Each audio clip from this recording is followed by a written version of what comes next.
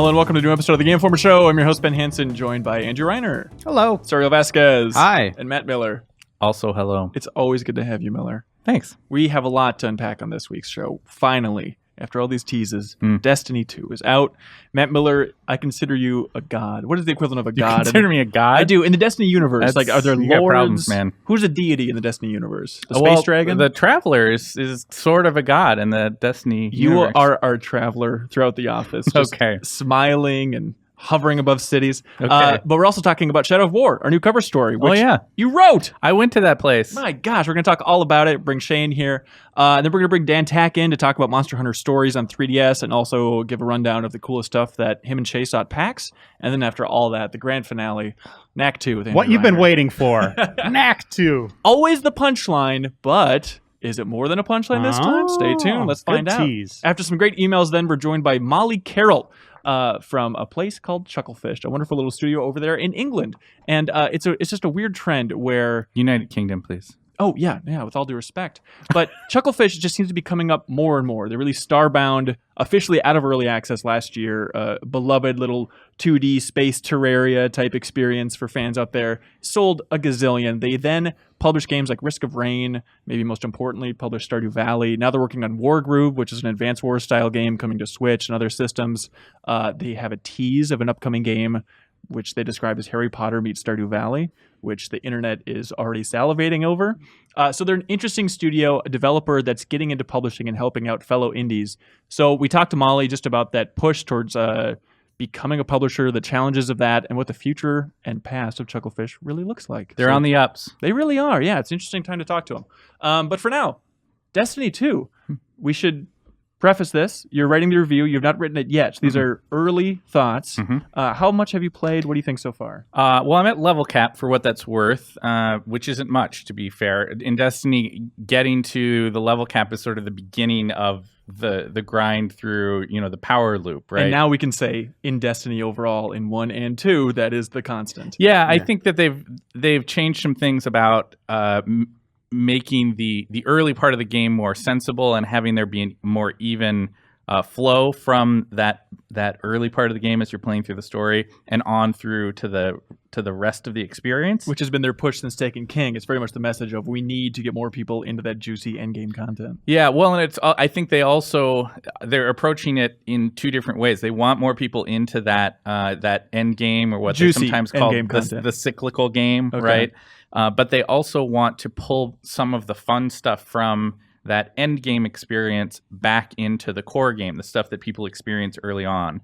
And I'm interested to hear, both you guys have played a lot as well.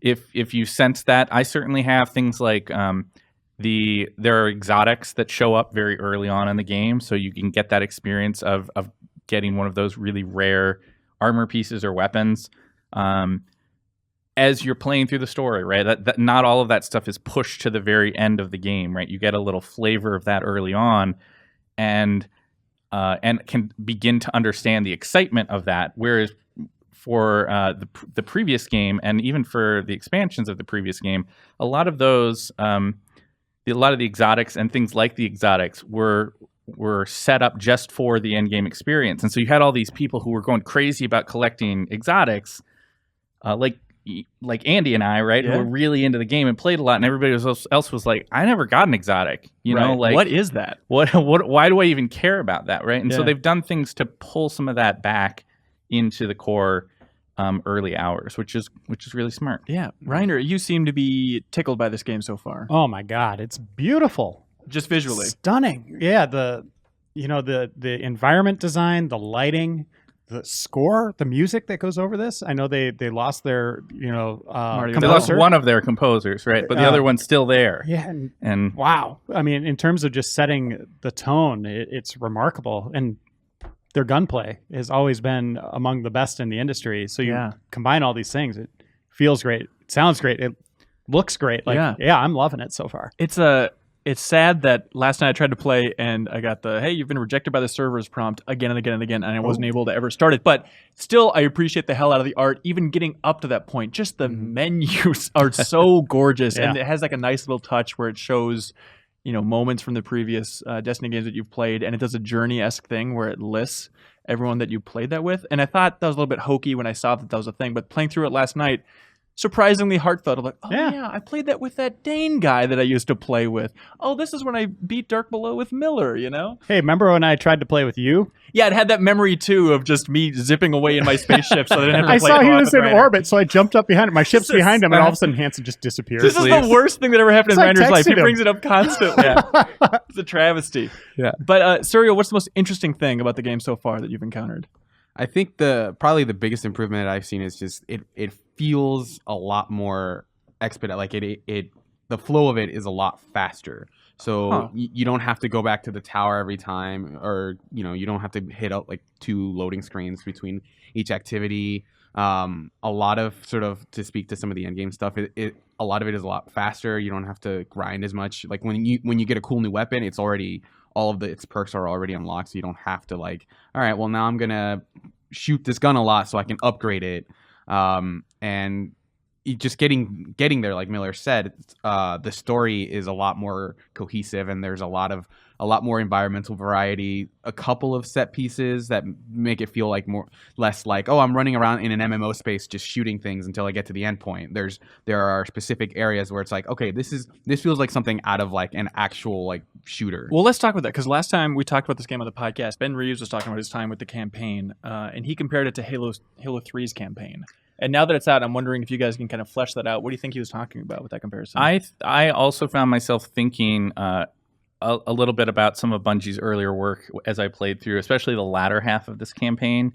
There's a little bit more of the feel of certain story missions that have that bombastic quality, where it's just like, yeah, you know what? In this sequence, we're throwing balance out the window, and we're just going to do this really fun thing for 5 minutes, right? There's this vehicle sequence. It's going to be really fun, and then it's going to be done, and you're going to go back to your core gameplay loop. But that's going to be this really memorable moment. Yeah. Right? And even the tone of the storytelling reminded me a little bit of some of that stuff in like Halo 2 and Halo 3. What does that mean? What's the tone? It is less self-serious. I think there are parts. There's a segment in that game that feels almost Borderlands-ish, where there's a character that seems very part of, like, I mean, not to spoil too much, but she sets up a lot of jokes, and like there are moments where I'm like, this does not feel like something that would have been in Destiny 1. I mean, it's a way more playful script than it has been before. Even more so, I would say, than some of their attempts at comedy in like The Taken King, where it's basically, hey, Cade, you're a one-man show up on stage singing Dance Monkey. They take advantage of Cade and Cade's voice actor being a funny guy. Nathan Fillion, yeah. And but it's not just Cade this time. I mean, I think that they go for other places that they can find some humor.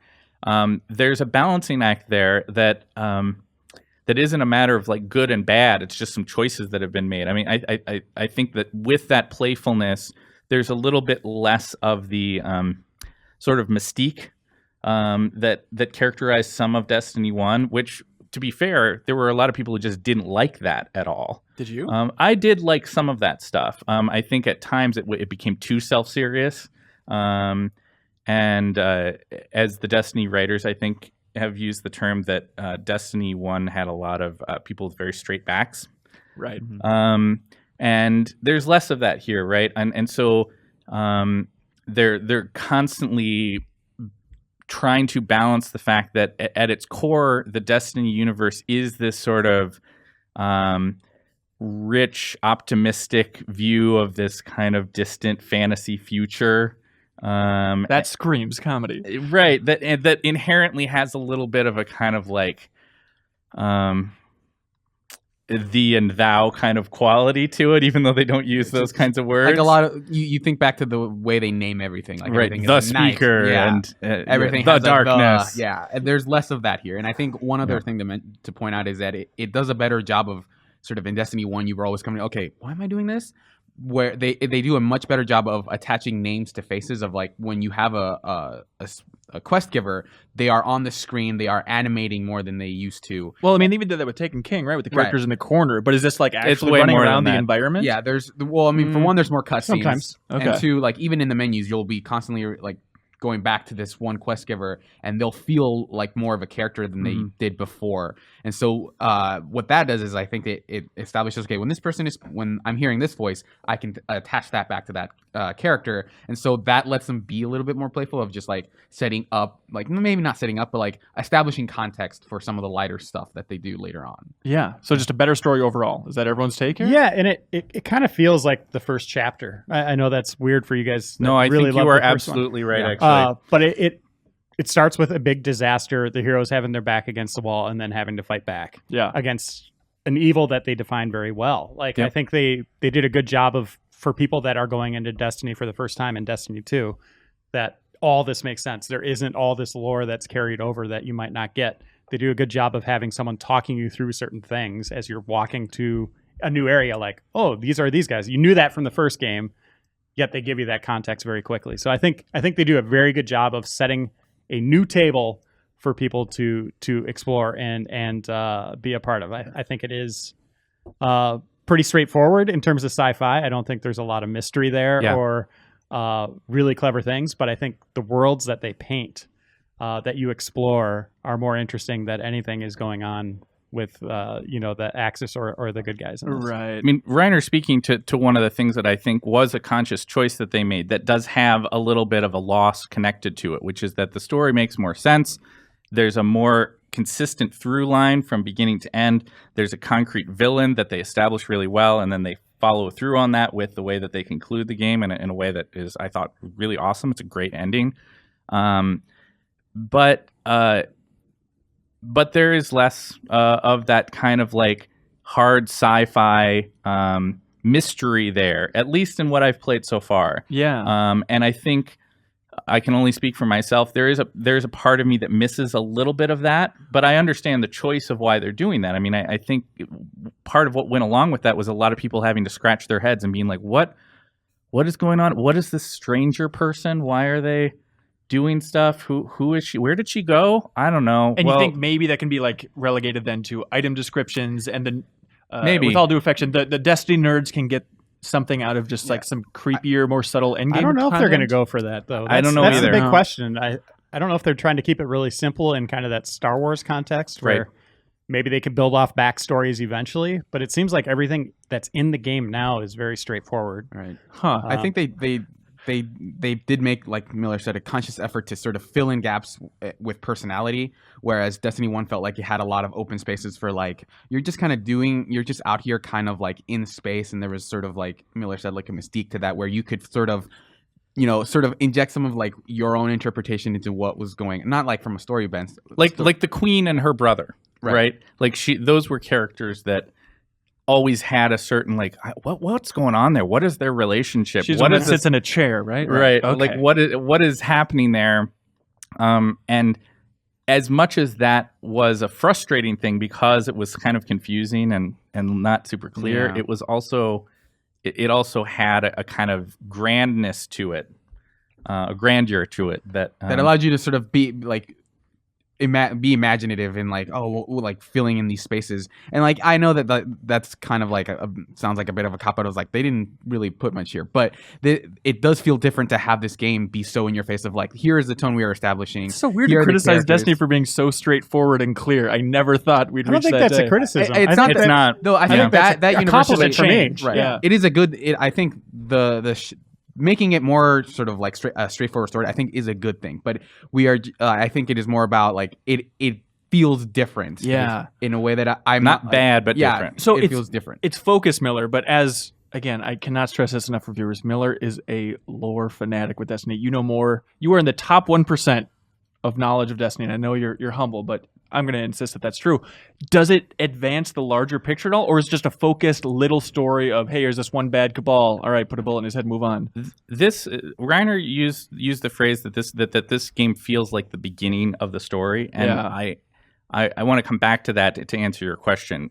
The Destiny 2 very much feels like if the previous game was an introduction to a universe, Destiny 2 is the beginning of the story they want to tell in that universe. Right. Interesting. I think it's a story about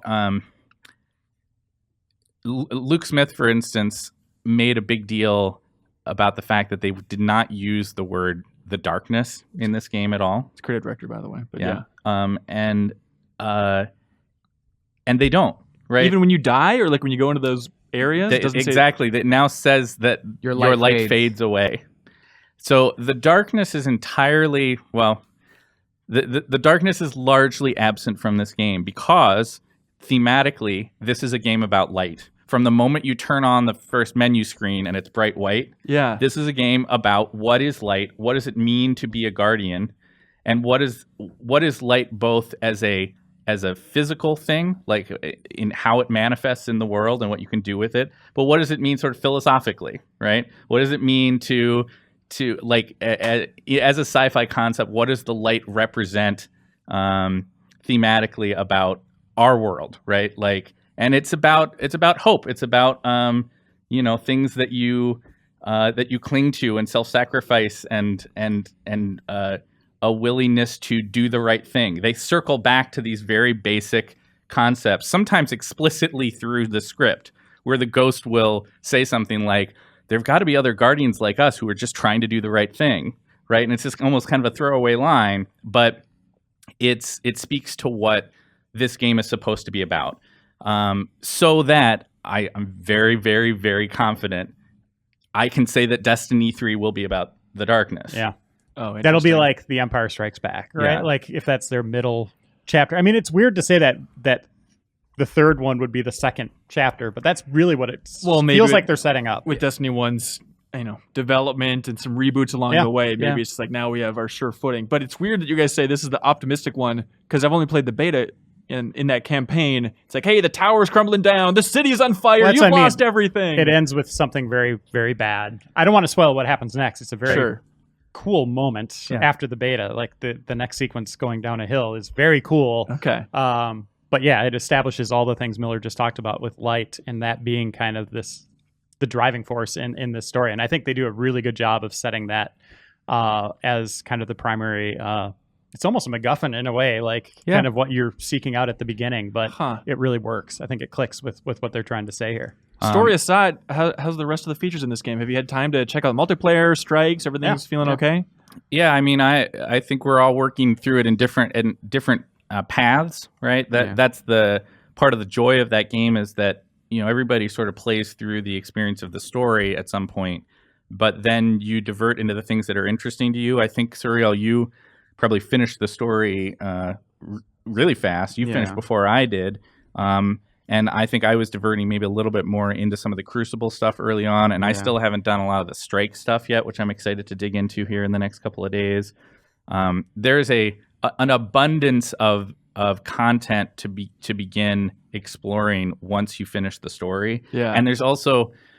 I want to be really careful about talking around it because there is an aspect of how the game concludes its story that almost sets like in a much more substantial way than they've ever done before, sets up like, okay, now there's another game here. Yeah. They do a much better job of saying, okay, the game ended, you got a good conclusion of the story, but please make sure to not stop playing because there's all this other stuff you can do. This sounds like Nier Automata's ending. They have a way of we've clear path A. They have a way of introducing that next phase of the Destiny 2 experience in a way that is really meaningful and powerful and fun. And it cries out to keep you going into the game, which is of course what their point was, right? Like they desperately want a broader segment of their player base to experience what the hardcore people really like about this game, which is that beyond playing through a fun little cinematic story, there's this wealth of stuff to dig into that can be really rewarding. Yeah. And the worlds feel so much bigger, yet the path through them is a lot shorter. It's really weird, weird thing to say where they don't give you the Sparrow at the beginning. Like you don't have your speeder bike, but landing on the planet and getting to your mission point is very quick. But the world's bigger. It just feels gargantuan. Like when you go into some of these areas, it's like you almost feel like, to bring up Halo again, like, oh man, are we going to have like tons of vehicles coming into this area? Because it is a huge clearing with a far sight line. Like they could really set something up here. And But- a lot of the environments are just, like really expansive. There's like a Vex outpost that just has like this gorgeous art, like that combines with their architecture really well. One of them is just one of the moons on Titan is just this series of oil rigs that are just interconnected, and there's just storms constantly. But you're watching these big waves roll in, Yeah. and you know you're going to get way out there. But they That do a sounds really cool. good job of kind of leading you along and having really nice set piece moments, even if it is just a firefight, where it's like, okay, we're on this new bridge, and all of a sudden there's like 30 enemies that come pouring out at you. And you're talking about in the feels, campaign. This isn't like patrols this is and all stuff. campaign. Okay. Yeah, and Gotcha. it feels like that moment in Star Wars where the Empire is boarding the frigate for the first time, and the door comes down, and it's just an exchange of laser blasts. That's what most of the firefights feel like in this. It's just chaotic, but focused, right? Like it could be a huge world, but the focus is very narrow again. Like they do a really good job of doing that and accommodating a co-op as well, making those firefights expand when you have other players there. I think the firefights in general, speaking further to what Reiner's was introducing there, just feel more frantic across the board. Harder. Maybe a little bit harder. It's always tricky because they're balancing for anywhere between 1 and 3 players coming into it. But when you're playing it through solo, a lot of the fights feel the way that I found myself thinking that like almost every fight felt like one of the last fights from a previous Destiny game or a previous Destiny expansion. there are more right? do or die moments. Yeah, there's a lot more times where there's like, holy cow, there's like 15 guys all coming at me, and they're coming at me from 3 different sides, and I really got to constantly be moving. But you have more tools at your disposal to succeed. You've got your new like class abilities, and the way you can optimize your subclass now to do cool stuff means that you have the tools at your disposal to be successful there if you use everything you've got. Yeah.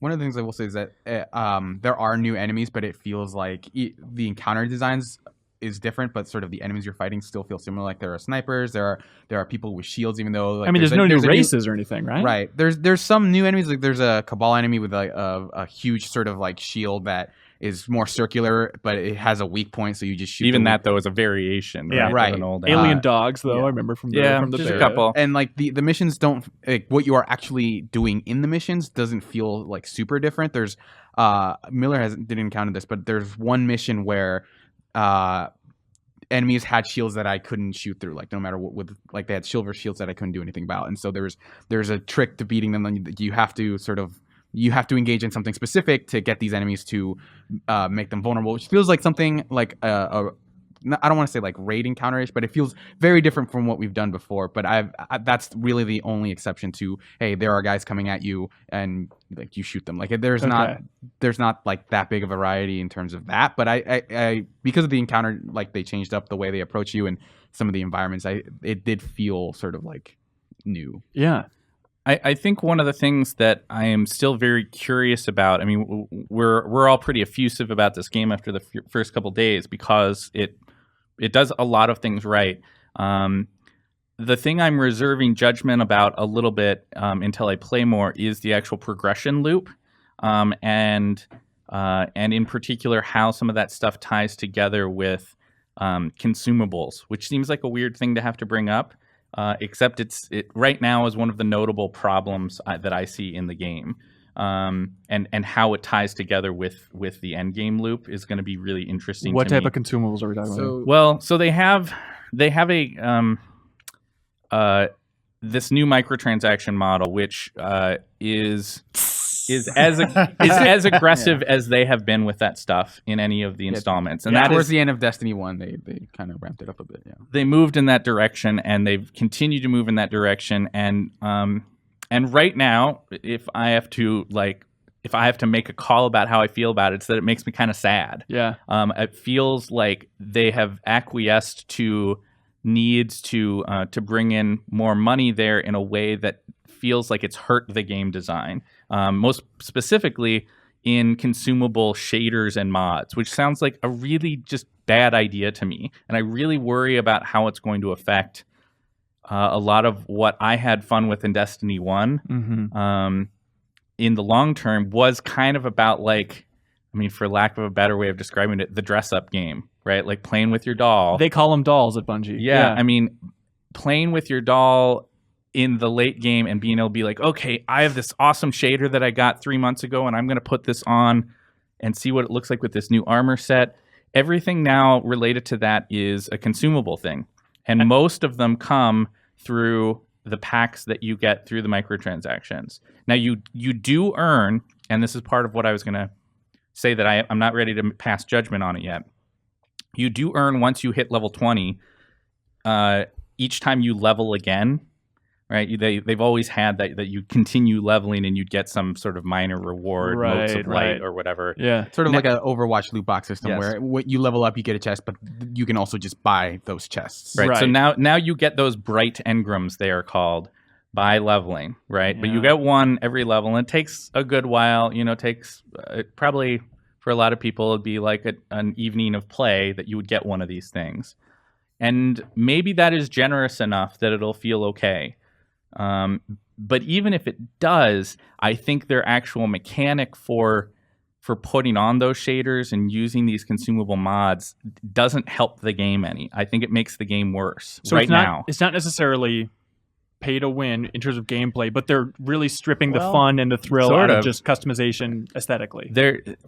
It's that, like, you get these shaders, you use them on one piece of your armor, and then that shader is used up. So if you only have 3 shaders, that means you don't get to have your full armor set look the way you want it to. And that was part of the appeal of, like, all these armor pieces look different, but if you use a shader, they all look like they look like a uniform. Yeah. And this, because you only get 3 or whatever instead for your however many I think 4 for armor and 3 for weapons, that appeal is lost. So negative gut reaction, but you're just curious to see, like, months down the road what this economy is going to be like. I'm curious about that, and I'm also curious about the broader progression loop in the end game. One of the advantages of the way they've set up progression right now is it is very logical. It's very simple.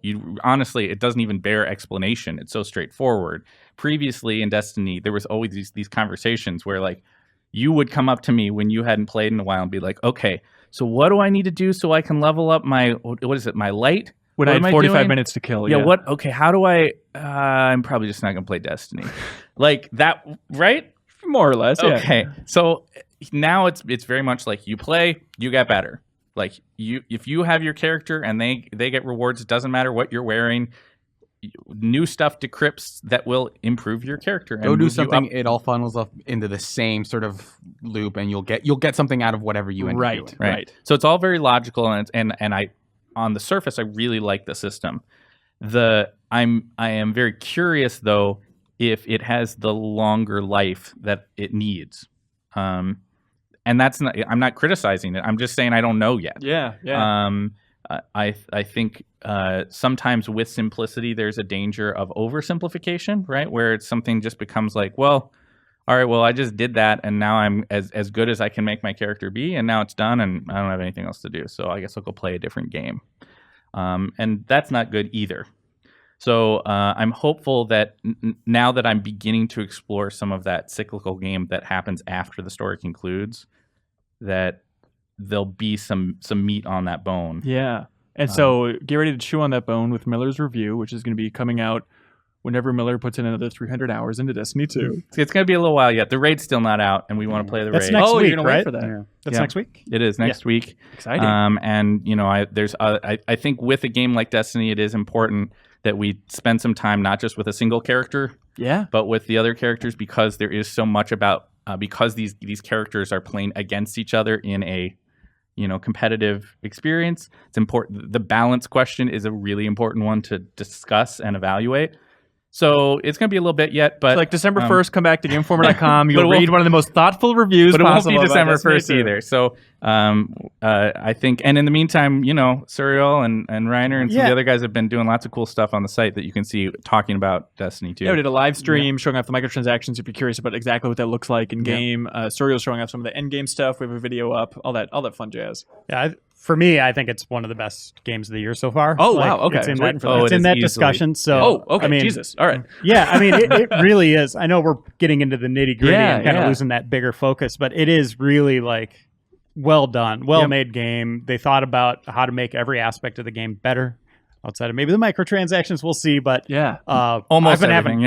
I've been having a blast, playing it with friends and just admiring the awe that goes into some of these sights and sounds in the game. It's cool. That art team, unbelievable. There are a lot of people. I think I can safely say, even at the place that I'm at, there are people who did not like Destiny 1 who are going to, if they give it a chance, are going to really like Destiny. I think JV in the office was saying that this morning. Yeah. He's turned around on it. Serial, I love you. I need you in my life, but I also kind of want you to clap out right now, if that's okay. All right, fine. All right, bye, buddy.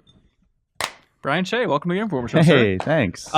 You and I and Miller, we went to Monolith Productions, and Reiner watched from the sidelines. He was rooting us on. He was messaging us in Slack saying, "You're really doing it." Yep. Good job. We went to Monolith, Miller and I, for the second time because we went on the Shadow of Mordor cover story. Little 17 years ago. reunion. It was lovely, to meet that team, see how much it's grown. That's always a thrill to revisit a studio and be like, oh, this is what it looks like after you've had a successful game launch. Okay. You get more of a budget from WB and the team balloons and everyone's stressed out but having a good time. Yep. Great time. That's right. So it's our new cover story. Rolling out a whole month of coverage on GameInformer.com and whatnot. And it seemed like the I didn't read your cover story yet, Miller, but I'm very much looking forward to it. The crux of the visit was very much like, hey, you know a lot about this game. You know about the Nemesis system. We've told you a lot, even the broad strokes of the story. But we haven't shown much about the Nazgul boss fights, because throughout the game, you're battling the evil ring wraiths from Lord of the Rings that we all know and I guess love.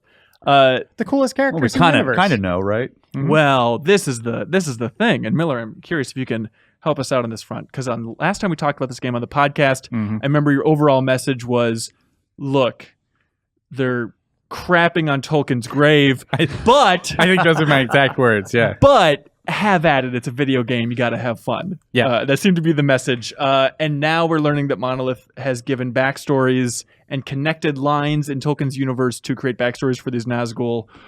What did you leave the studio thinking about the overall mission and the push towards Nazgul?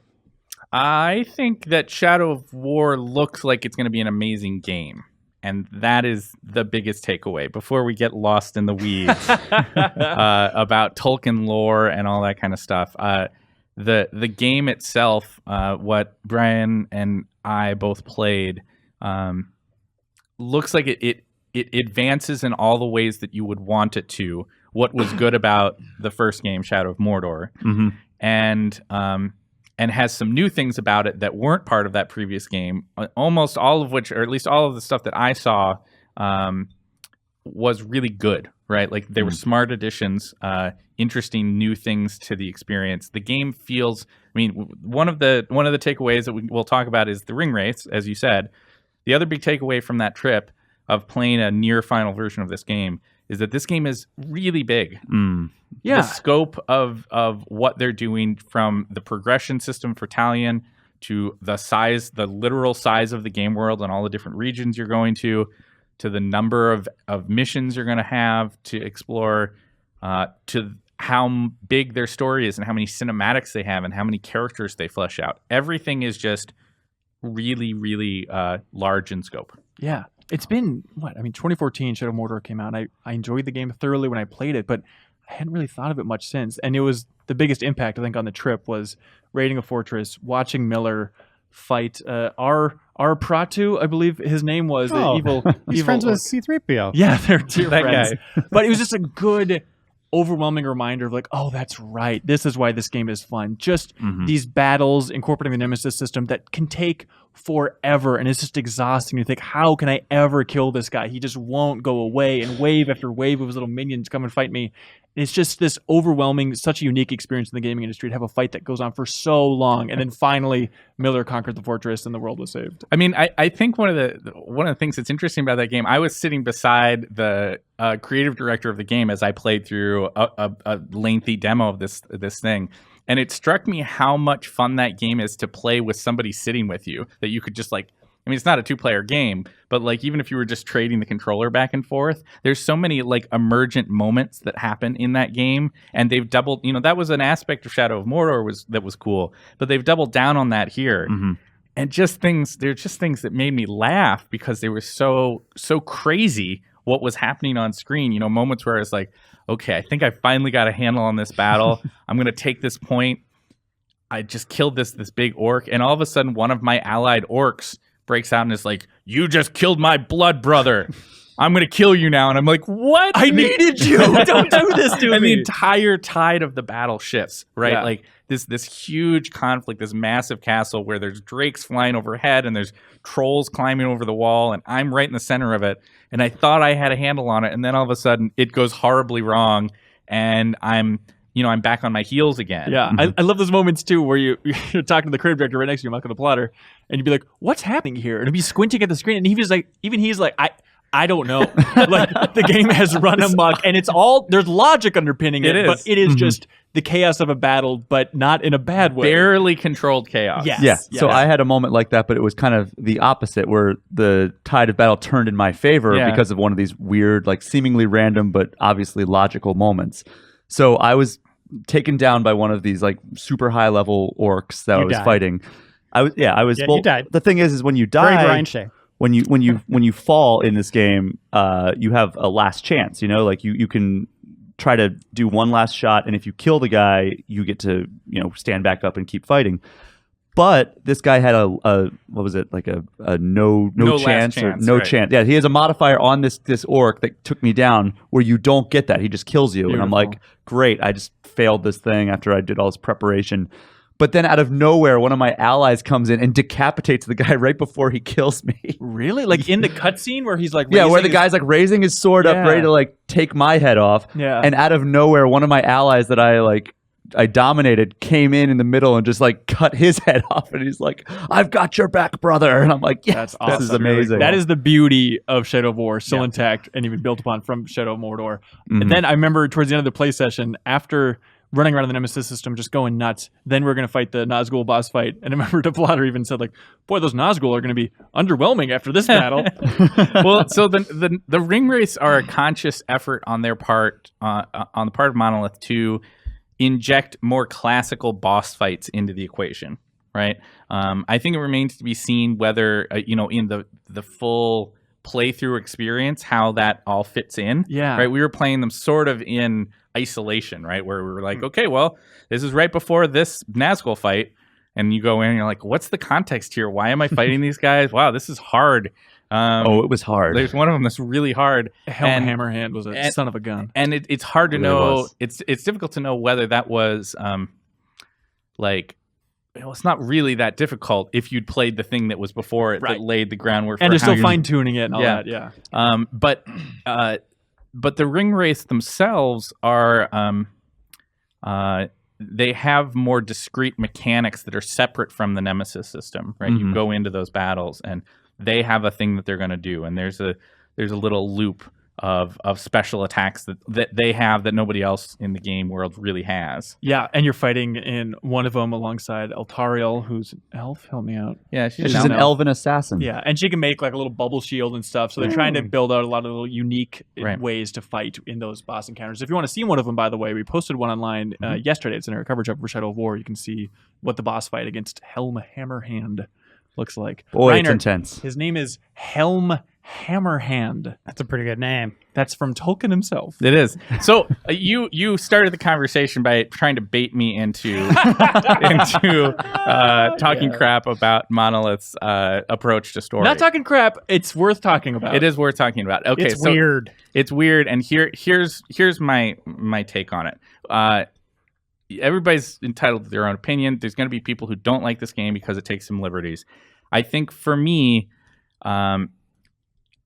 with each passing year, I am less concerned about a thing being canonical or not, right? If a thing is good and entertaining and engaging, whether it's a game or movie, holiday or TV special, show, whatever, holiday special, then I'm as a fan, I'm kind of okay with it. And I think here there are definitely the liberties that they take are around some pretty important stuff related to the Lord of the Rings fiction, but it's not stuff that is completely groundless, right? It's stuff that is dramatic in how it changes one's interpretation and understanding of the flow of the Middle Earth narrative, but it does flow from a place of knowledge, right? Like in particular, the lead creative guy over there, Mike DePlatter, really knows what he's talking about. For sure. It's just that he's made some choices to be like, you know what, we think this game is going to be more interesting if we go big and try some crazy stuff. So you have weird things in there like, well, the game opens with a new ring of power, right? And she loves a hot lady. She now. loves a hot lady. Mm. And believe it or not, and when we talk But about also this a in some of spider. the videos that are going up this month, if you're interested in going into understanding more depth of where Monolith is coming from on this stuff, but they do have reasons. They do articulate how that is possible in their reading of the text.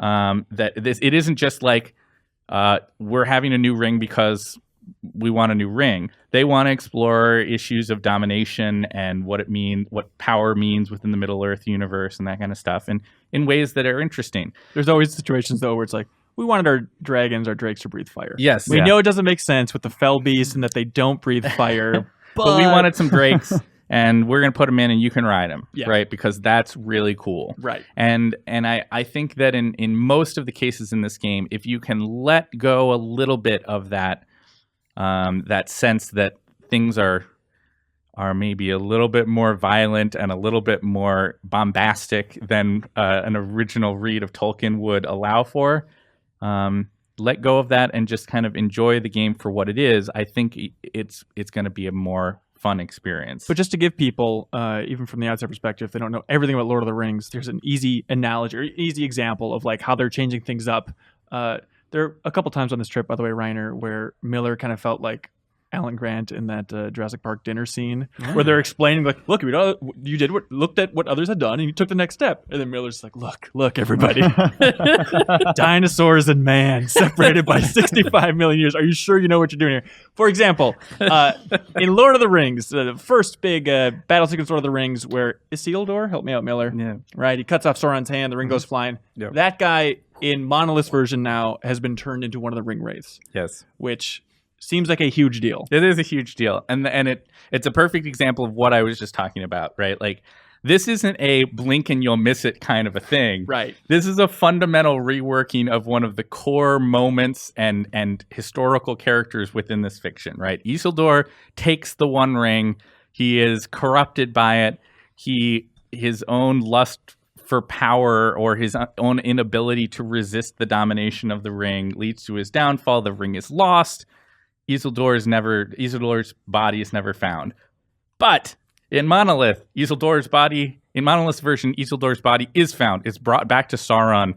He's somehow resurrected and is given one of the 9 rings of men and is all of a sudden a ring wraith. Yeah. That is a really dramatic reinvention of understanding what happened with that character. It doesn't say in the basketball rule book that golden retrievers can't play basketball. It's like one of those situations. Like, I never say no. Exactly. Now, that said, does doing that allow for one of the ring wraiths to take on a really interesting kind of personality and visual style? Does it allow for a cool cinematic that shows off this whole sequence? Yeah. Yes, and yes. Like those are the choices that they've made. And I think there will be people who take them to task for it, and there will be people who know less about Tolkien lore who will celebrate like, wow, that was totally crazy, and there's a lot of cool stuff in that game. I'm not ready to pass judgment one way or another about it, other than to say that I think that there are reasons behind the choices that they're making. I'm very, very convinced that Monolith is always in pursuit of like, what would make this the most exciting, engaging game experience that we can make. And it's not that they don't know. It's it's coming not that. from a place of knowledge. It absolutely is. Yeah. Shay, what was your big takeaway from the trip? I think that it reminded me a lot about why I loved the first game so Yeah. much, and it also gave me hope that they're going to expand and fix some of the problems. Like, the Nemesis system, they seem like they're trying to figure out ways that it's more meaningful later in the game. Well, let's talk about that later in the game thing. That was one of the interesting discussion points is what they call the Act 4, the Elder game, Shadow Wars, a bunch of different confusing ways to describe it. But what was your read on what the end of this game is going to look like? Not story-wise, but yes, they wouldn't tell us even like some of the gameplay mechanics for fear of spoiling like the end of something the game. happens there. Something big is going to happen, That apparently. launches you into the Destiny-esque end game. Well, what happens is the ring wraiths go to Azkaban. Ooh. And And they Harry guard- Potter They Yeah. grant the Shows prison. up. Both WB properties. There we And go. the end game is just Quidditch. But You play as Batman in the final act. Why not? yeah, there's that, and it seems like there's going to be a lot of like, because there's these fortress assaults that we discussed briefly, where but it seems like you can actually attack your friends' fortresses. I'm still confused. Miller, do you have your head I think around I this? understand how this works. This isn't just part of Act 4. This is part of the online conquest mode. The idea is that as soon as you complete a fort, you have sort of by default, through completing it and setting up the fort, you have created a something that otherwise you would have had to go into like a level editor to make. But it's just naturally through the flow of the game. You have now made a fort that that people can attempt to invade. Right now, this doesn't. Metal Gear Solid 5 with the mother bases. Now, mind you, this does not interfere with your game. You don't lose stuff or anything like that. It's purely a bonus thing that you can engage with if you want to. And if you make your fort really, really hard and you find cool ways to set it up with different allies and different defenses that somebody really struggles to get through, then that's just what you've done, and somebody can play through that, right? And that's an interesting piece of content. And there isn't a level editor to do that. It's just through playing through the game that you come up with these forts, and then other people can go in and do them. And then is this then connected to what every person leaving a comment is about, which is about the microtransactions BS? I don't know, to be honest. I mean, I think that like with Destiny 2, to be honest, right? Like Bungie did not talk about what they were doing with microtransactions in detail ahead of launch, and there's things about the microtransactions for Shadow of War that we don't know all of the specifics for. So I'm hesitant to try to like rail against them, other than saying that just generally speaking, I don't like microtransactions in my solo games any more than anybody else does. But I think the online conquest mode on its own seems like it's a fun little extra thing that lets you have a kind of asynchronous experience with other players. Yeah. That is separate from what you were starting to talk about, which is the Shadow Wars Act 4 stuff, which is very much about the storyline has completed of Shadow of War. We resolve what's going on with Talion and Celebrimbor and their conflict against Sauron. And as they the frame Ringwraiths. it, this storyline is going to be Wraps it up. completed conclusively. Yes.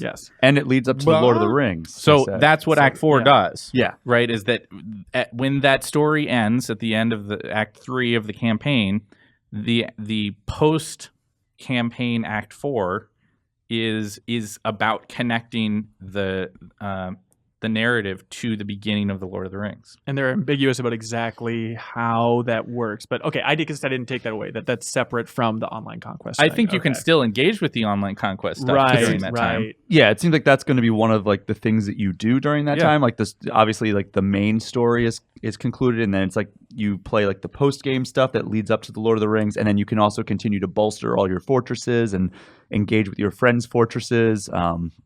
And it seems like they're going to have community events as well.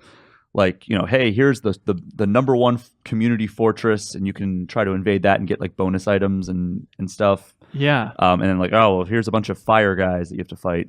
The takeaway for me was that they wanted a concrete and in-story way to encourage people to continue engaging with this Nemesis system that everybody really likes about that game, right? Everybody likes Shadow of Mordor's Nemesis system. By all accounts, Shadow of Wars is more interesting and more fun to engage with.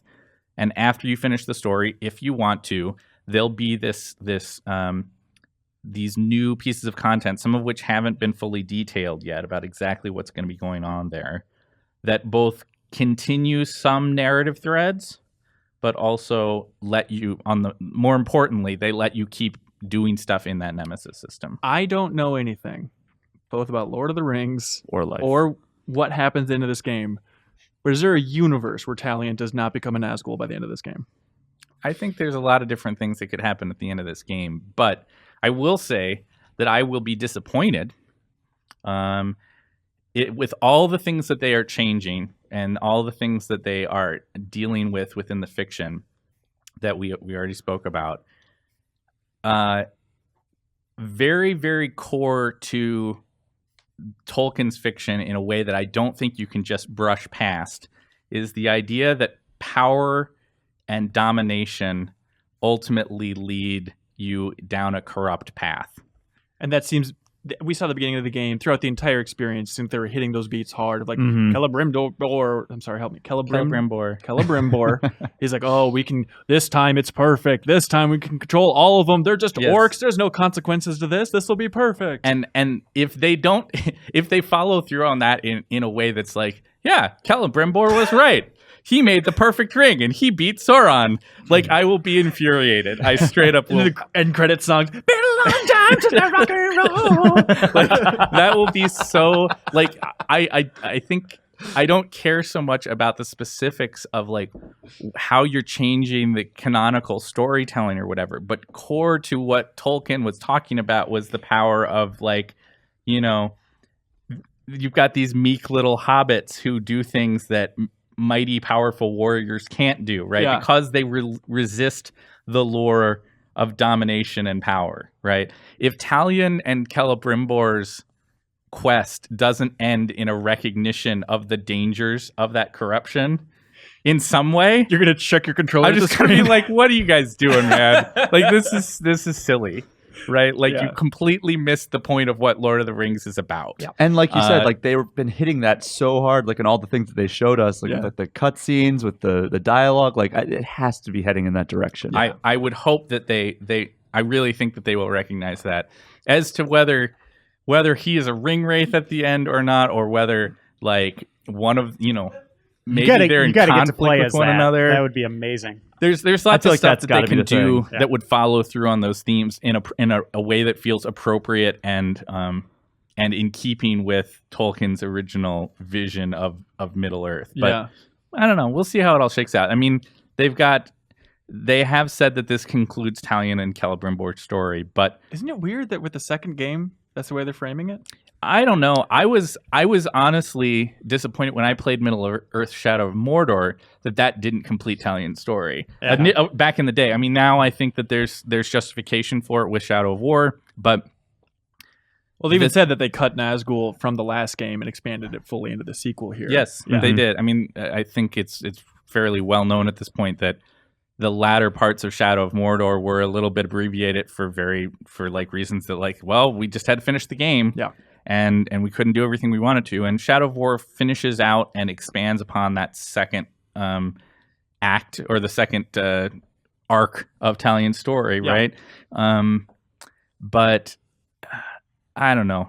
I think that it can go where it needs to go in this story.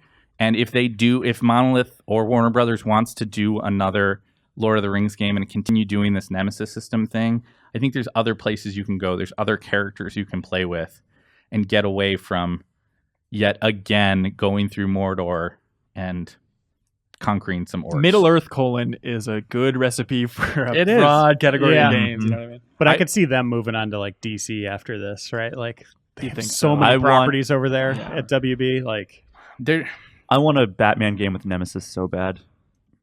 I would love. I mean, Middle Earth is so rich a universe.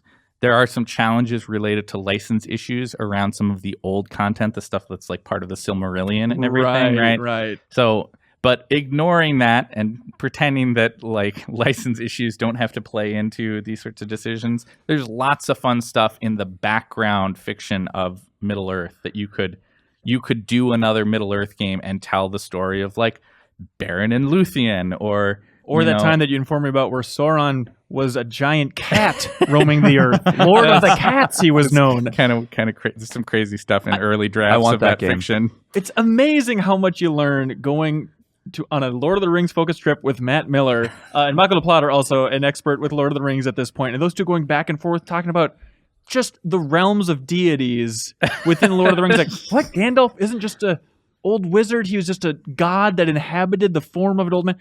No clue. I've seen those movies probably 3 times a piece, and no clue that it had this other world. I understand it's a rich lore. I had no idea how rich and defined it was. It's always amazing to learn about. It was really fun nerding out with Mike. Yeah, I will say that. Well, if you want to nerd out for a whole month, GameInformer.com is your place to go. Do you remember that hub URL by chance, Miller? Shadow of War. Yeah, it's GameInformer.com/Shadow of War. There we go. Fantastic. For now, Miller, we have drained you of all your areas of expertise. Do you want to give one high five to the microphone and get on out of here? I'm getting out of here. All right. We love you, Miller. Yeah, Bye. Bye. Dan, Tech. Wow. Welcome, sir. Where did I come from? The bowels of hell. We're talking about PAX. You and Shay are over there. Okay. Checking out. It seems like PAX is known for its indies, but you guys were just hinting that you maybe saw some exciting AAA stuff. So PAX, yeah, over the last few years, like less big announcements, though they still happen from time to time. Like Hearthstone was announced at a PAX East for guys. That's crazy, right? Look where that got it. But I mean, right. But anyway, there's always that aspect of like there is like a whole floor dedicated to indie games and a whole indiecade. So it's sort of like doing the search for America's next big indie in a way.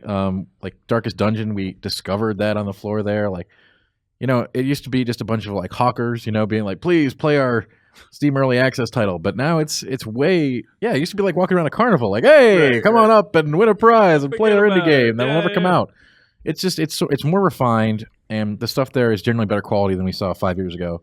And just better filtering process on PAX's part, you think? There's more in the booth side of things too. Like PAX's 6th floor used to be sort of the Kenchi Hall of PAX, but now it's like a real floor. Kenchi Hall is an old E3 hall where all the freaky weirdo games would go. Yes, and now it's like really coming to its own space, which is pretty cool. Yeah. So what was the most exciting thing you guys saw, other than each other? Did you see each other at all? No. It was pretty brief, honestly. Really? Yeah, we both had with our different assignments and everything. Yeah, but the former interns that were just on the podcast, they were there, right? Yeah, I took good care of them. I did not does see that them at all. Did you murder those interns? Dan?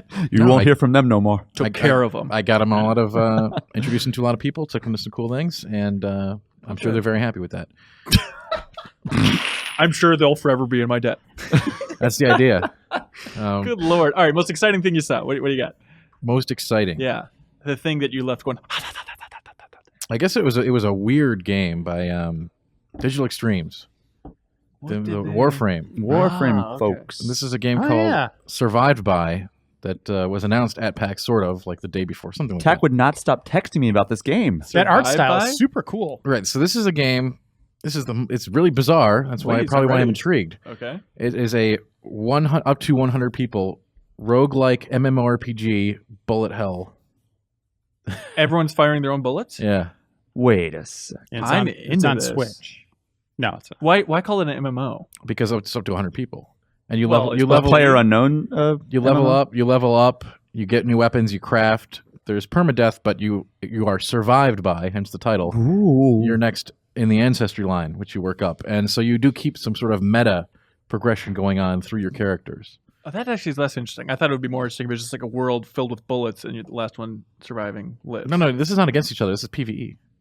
Oh. 100 people. So what's exciting Up about to that 100 other than people. just the confusing description? I you think it is a confusing plays description. well? Yeah, I'm befuddled and intrigued by the entire concept. Like we don't know a ton about it yet, but yeah. I guess it's because it wasn't something we were expecting, right? So yeah, Survived by. survived by. Yeah. That's good. More games should take their titles from obituaries. I've always said it. It's just good territory. Yeah. That's cool. So, along those same lines of, a character dies and you're survived by somebody else, yeah. Don't there's say a game Sonic. called Sonic Forces. No, The Swords of Ditto. Ditto? The Swords of Ditto. And I immediately, I make the Pokemon connection, but it's not anything to do with that. But it does kind of, it's super heavily draws its influence from the old Legend of Zelda games. And basically it kind of plays like Link to the Past style. And so, it's top-down, exploring this big world, going into dungeons, fighting things, puzzles in the dungeons. Seems like 1,000 games have done that. Yes, but every time you die, it's a new character kind of washes on shore, and if you beat the game, so it's like 2 hours to play through the game. If you beat the game without dying, the world gets a little bit lighter, and the influence of the main bad guy dissipates a little bit.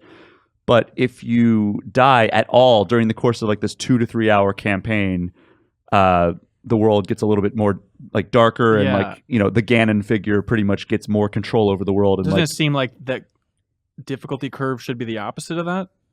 well, it's more of environmental cues, the town is a little bit more run down, yeah, but What an odd deal. But that was your favorite thing you saw at PAX? that was one of my favorites. I just thought that was a good segue from that into that. Well, there we go. And it's a different hero. There's a bunch of abilities you can play co-op.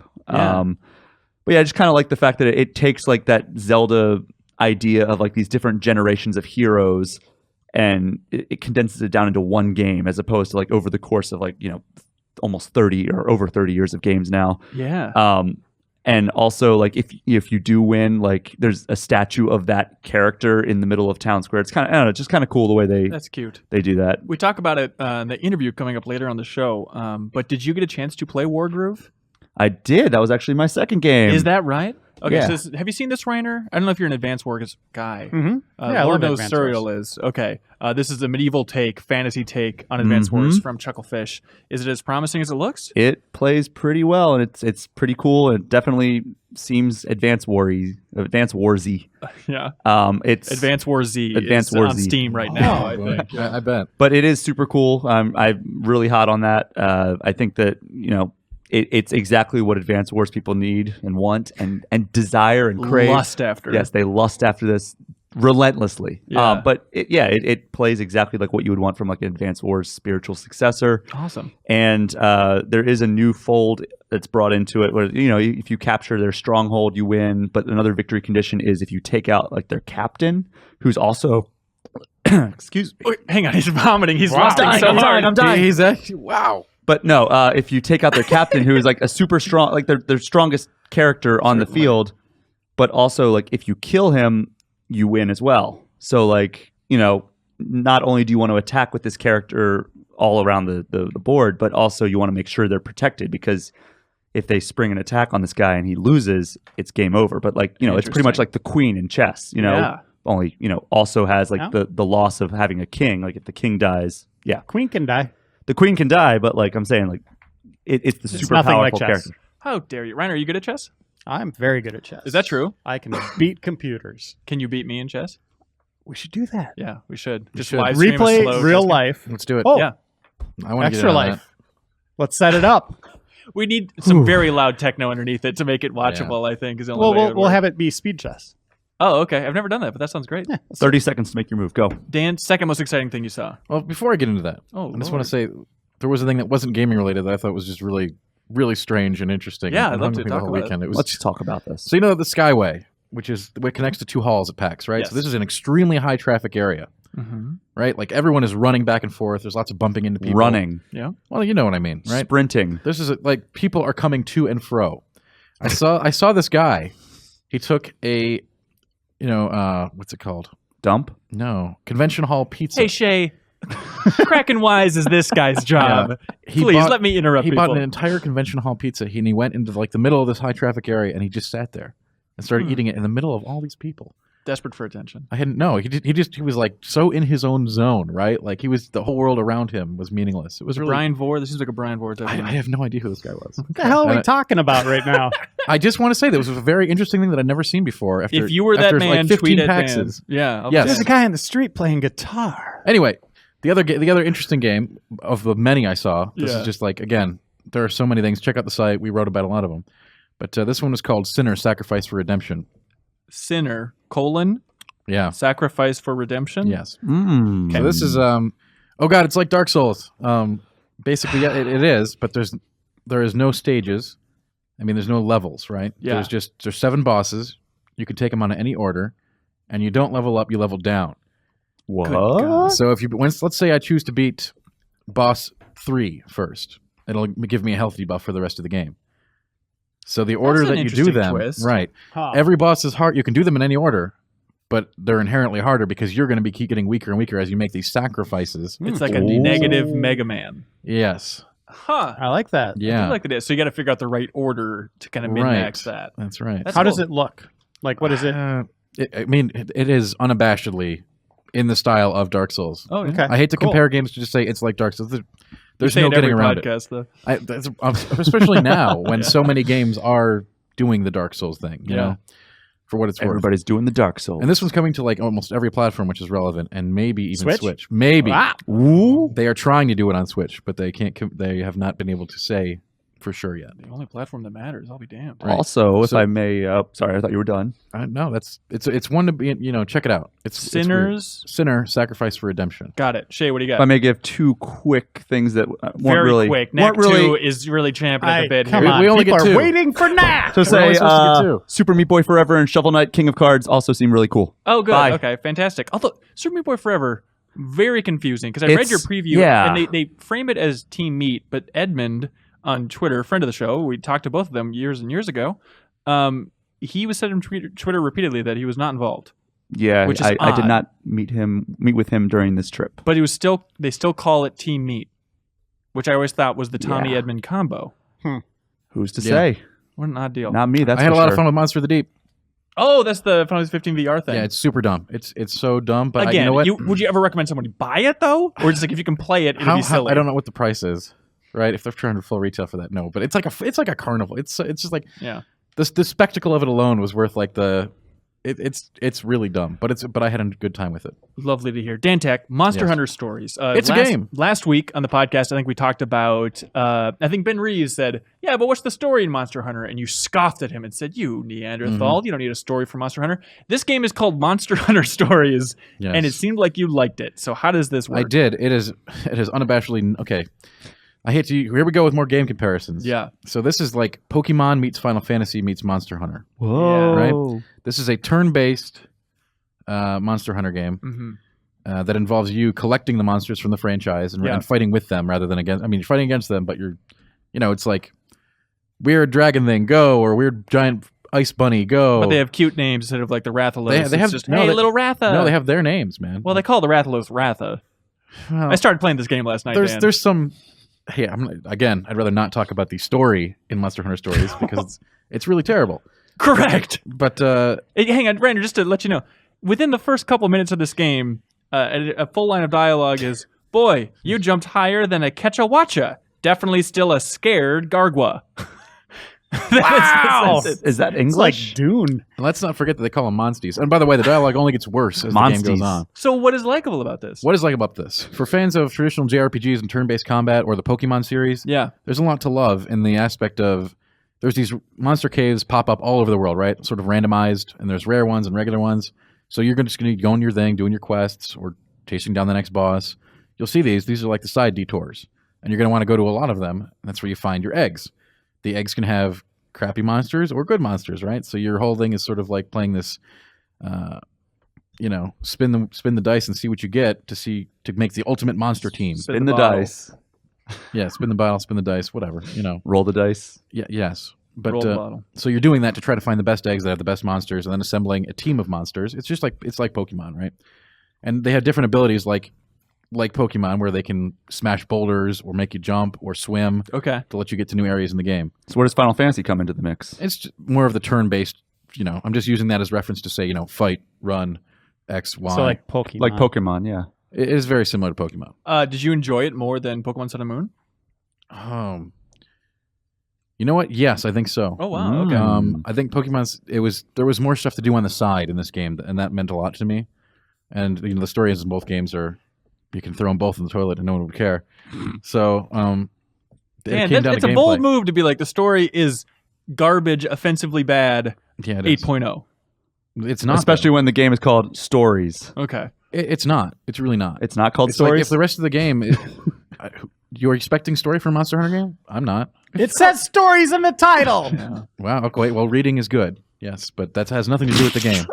But the gameplay really bumped it up. Reading You're is impressed. great. Absolutely. Wow. Okay. I mean, is there a world where this is like a good gateway drug to the wider Monster Hunter That's series? That's exactly what I'm thinking it is. Okay. This is good for people who have never played a Monster Hunter game, kids. Yeah. It's certainly got that angle. This is E for everyone. It's very happy. They're going to enjoy the wisecracking cat way more than I did, I'm sure. And people, veterans. Shay. He's Shay's got a case of the giggles. He's with just it. a joyless abyss. How dare you? Dan, I'm giving on the your game an side. 8. Yeah. I don't understand. Yeah. Shay's I way have out no of problem line. talking about negative aspects of the game though either. I mean, I love it. cool. And So again, why is- and for veterans, they can get the first time to actually play as these creatures they've been killing for so many Yes. years, which is kind of cool. In a turn-based battle, you're not running around the map as. But you get to you're like, oh, I remember when I hate fighting that thing in the game. It always hangs up on the top of those caves and comes down at me and screeches at me. Now I can do that to other things. Look who's screeching now. That's awesome. right. You gave it an 8 review on the site. That's right. Fantastic, Dan. Reiner, finally. Yes, The culmination. the moment you've all been waiting for. Knack II. First one, it seemed like your read on it was a fine, simple thing. It was a decent game. Yes. And It was a typical launch title. Yeah. You know I what think that so. means, right? It's very much in that cameo realm of quality. Shows off what the new hardware is capable of, but Yeah. is not quite Kind the of complete empty. experience that you want. It's like a Yeah. 1-2 switch, but Knack II. Yeah. Did you have a good time with it? What was it like? I had a really good time, and it's kind of the surprising sequel you never expected, right? Given that Knack kind of just fizzled out, and you thought it'd be one and done, right? Yeah, that endgame didn't keep you around. But especially with Mark Cerny as like one of the directors on it, right? Like he is Crash Bandicoot, Jack and Daxter, Ratchet and Clank, Spyro the Dragon. Like he's Sonic 2. involved in all these games. Stop talking about Sonic. But he's involved in all these games. Legend, yeah. But you could see why they took another shot at it. Like they had a good idea there of this, hero that can change scale at any time. He can be as low as 2 feet 6 inches and as high as 32 feet. But the bummer was that was all story based in Knack 1. Yeah, and it was a one-trick pony. It was like it settled into a nice groove with combat in Knack 1, but then it never left it, right? There was no variety. The moments where you're changing scale were just few and far between. This game, they're constantly shifting. So they never really settle on anything for any given time, like more than 30 to 40 seconds. I mean, seriously, it's that flighty and changing from combat to platforming to a puzzle sequence to changing scales. Like the levels have this weird kind of flow where you're always kind of off kilter, and that's part of its charm. And I think that's something more games should think about is like, don't just get set in that rhythm. Like this is a good example of how it just having all these mechanics and just kind of shuffling them together can really make the experience more dynamic. And it's made better with co-op. The entire game can be played drop in, drop out, couch co-op. But that was the first one as well, wasn't it? Well, you had like a weird variation of Knack. There wasn't really a true co-op experience there. This one is full on. You're playing 2 different versions of Knack, and as you're battling, you can actually use, like, let's say I can use Shay. I can punch him. Please. That will send his bolts out as kind of like a Gatling gun at the enemy. So you can have additional moves come into play when you have co-op. How much surfing is done in this game? Because it was in the promo materials. He surfs? Well, there's some quick time events where he's doing all sorts of crazy stuff. Oh, really? You seemed like you were disappointed by his personality. Oh, still. he's terrible. He's okay. I mean, he is. I mean, as dry of a character as can be. And whenever you look at him, you're like, you do not look cool. They try to make him like the most heroic figure this universe has ever seen, swinging from ropes, punching tanks, and it's just like every time I look at him, I'm like, you're awful. Mommy, so no surfing? No, I guess there's not. a little bit of stuff. No, like gameplay surfing. Is this just a pass? Perfect option for people that love those Ratchet and Clank platformers, anything? And Yeah. maybe they already beat it on PS4, the new great version of Ratchet and Clank, and just looking for something more in that vein. Is this just a natural go-to? Yeah, I think it is. It does kind of feel out of place, like out of time a little bit. There are times where I was thinking about Ratchet and Clank, Jack and Daxter as I'm playing the game. You could definitely see those influences there, and it's just as good at times. Really? As At those times? moments. Yeah. Okay. Where you're like, wow, that was a really cool battle, or that was a great platforming sequence, or that secret was really hard to find. Like that, I felt like I accomplished something in doing that. That's where Knack 2 really shines, and that it does kind of have all these callbacks encapsulated in one kind of fun adventure. Yeah. I didn't want to put it down. Story breaks would come up. I'd be like, oh God, here we go again.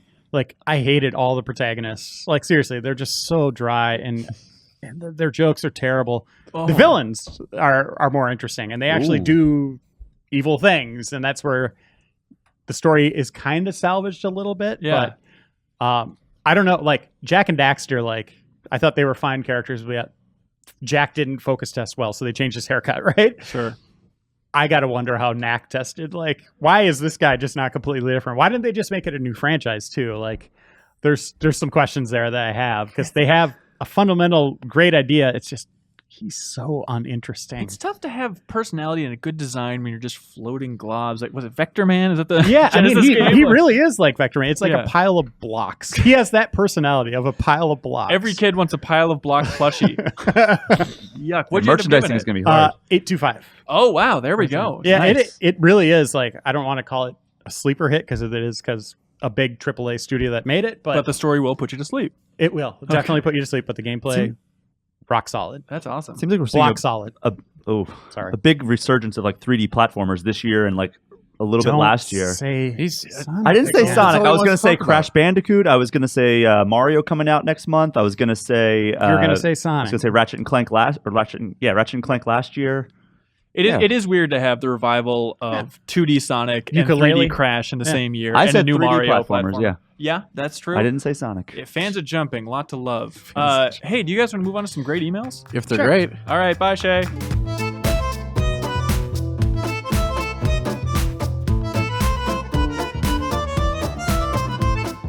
And welcome back to the Game Informer Show. We swapped up Ryan Shea and got Jeff Cork here. Yeah, let's just bring this down to crawl. Cleanse our system. I had to drag you away from Titan Quest. What's that game you're in love with now? Path of Exile. Oh, look, you're so pleased with yourself right now. The game is really good. You couldn't even get it out. You're just giggling. Yeah, Path of Exile came to Xbox One, and you're madly in love with it, from my read. Yeah, I enjoy playing that game. Diablo-like. Mm-hmm. Is there anything else you want to say about it while you have the chance? It's super fun, and you should play it. There we go. It's been out on PC for a while now, It but has. console version seems to be solid. Yeah, beautiful. Cork, Great you game. seem so understated right now about it when you've been just going gaga the last couple days. That's because I'm still coalescing my thoughts because All I'm right. writing a review for it, you dingus. I can't wait to read it. Yeah. Connor writes in, hang on. The way this works, people write into Yeah. podcast@gameformer.com. We filter it out. A lot of great emails, a lot of really stunning emails. We get some of the best here. Then we're going to read them all off. We're going to give some witty, thoughtful, insightful responses. And then at the end, we choose our absolute favorite, and we mail that person out something very nice, a special treat from Game Informer. It's a doggy treat. You're going to want to open it very fast because it gets spoiled almost instantly. All right, Connor writes in, hey, Van and GI crew. On the August 24th episode, you guys discussed the PS4 touchpad briefly. In GTA 5, you wanted to point out on the PS4, you can swipe up on the touchpad while aiming a gun to toss a grenade. It even has a different arc than equipping a grenade and throwing it. Probably the only cool use of the touchpad ever. I did not know that. That does seem cool. Also, Jordan writes in from Eagan, Minnesota, Cork, and he says that Yoda has a tiny ship in Clone Wars, and it's very cute. We said we didn't know if he was actually a Yes, pilot. he actually has a starfighter. Yeah, like Anakin and Obi-Wan have their own personalized. Is it starfighter. miniaturized though, or is he just like reaching for the He controls? looks little in it, but it's green. You know, like green and gray. Match So- my blood. Question for that, though, is I'm always obsessed with this in movies and video games, is the fact that at one point Yoda had to buy or was given as a gift a little tiny spaceship. Much the same way I'm like, for instance, I think I find that funny that at one point he had this transactional encounter with someone else about, I would like a tiny spaceship, please. Make sure that the seats accommodate me if you have to put a pad on it so that I'm visible through the cockpit. That'd be good. And then we also have one that'll fit you just fine, sir. the fact that he wears little pants. Does he have like a drawer in his hut? And he puts them on in the morning, like, all right, gonna wear some clothes on Dagobah. One tiny leg at a time, just Yeah. like the rest of us, Yoda. There you go. I will point out that you will see this starship in Battlefront 2. Okay, I don't even want to talk about this starship anymore. I want to talk about Yoda's pants. Sorry, too late. We're talking about something else. Oh, Ethan man. from Connecticut writes in. He says, to the Game Informer crew, Mhm. where is the next-gen Indiana Jones game? After I completed the latest Uncharted, I was reminded of Indiana Jones and A Emperor's little, Tomb. you think? A classic in my opinion, and then proceeded to watch a replay of the game of Indiana Jones and Emperor's Tomb, which only made me wonder further why there hasn't been any games from that property lately. And I don't mean Lego games. I mean a proper indie adventure game. Indie adventure game. Check out Pyre. Come on, guys. Indiana Jones. It's weird that they're licensing out Star Wars to EA, but not a word after the Lucasfilm acquisition from Disney about future Indiana Jones games. I think you can just look at the marketplace and see Uncharted and Tomb Raider taking up a lot of that space, and an Indiana Jones game would be very expensive to make to compete in that space. Lucas was making one last gen. They ended were up getting canceled. Yeah, it sounded very cool too. But yeah, I bet they just look at the the market and how much it would cost. And I just don't. Why go against those two at this point? Well, what do you think? I mean, is there a world where they're willing to take that risk? I'm sure many studios would love that opportunity, but they're just waiting for heat to build on the next Indiana Jones movie, and then maybe coincide something roughly with that. Yeah, maybe. Yeah.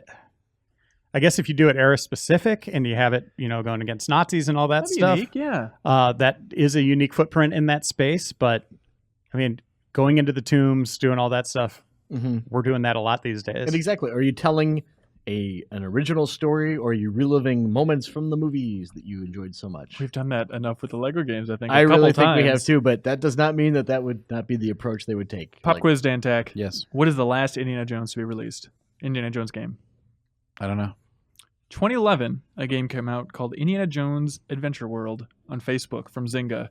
It does not look good, but we should.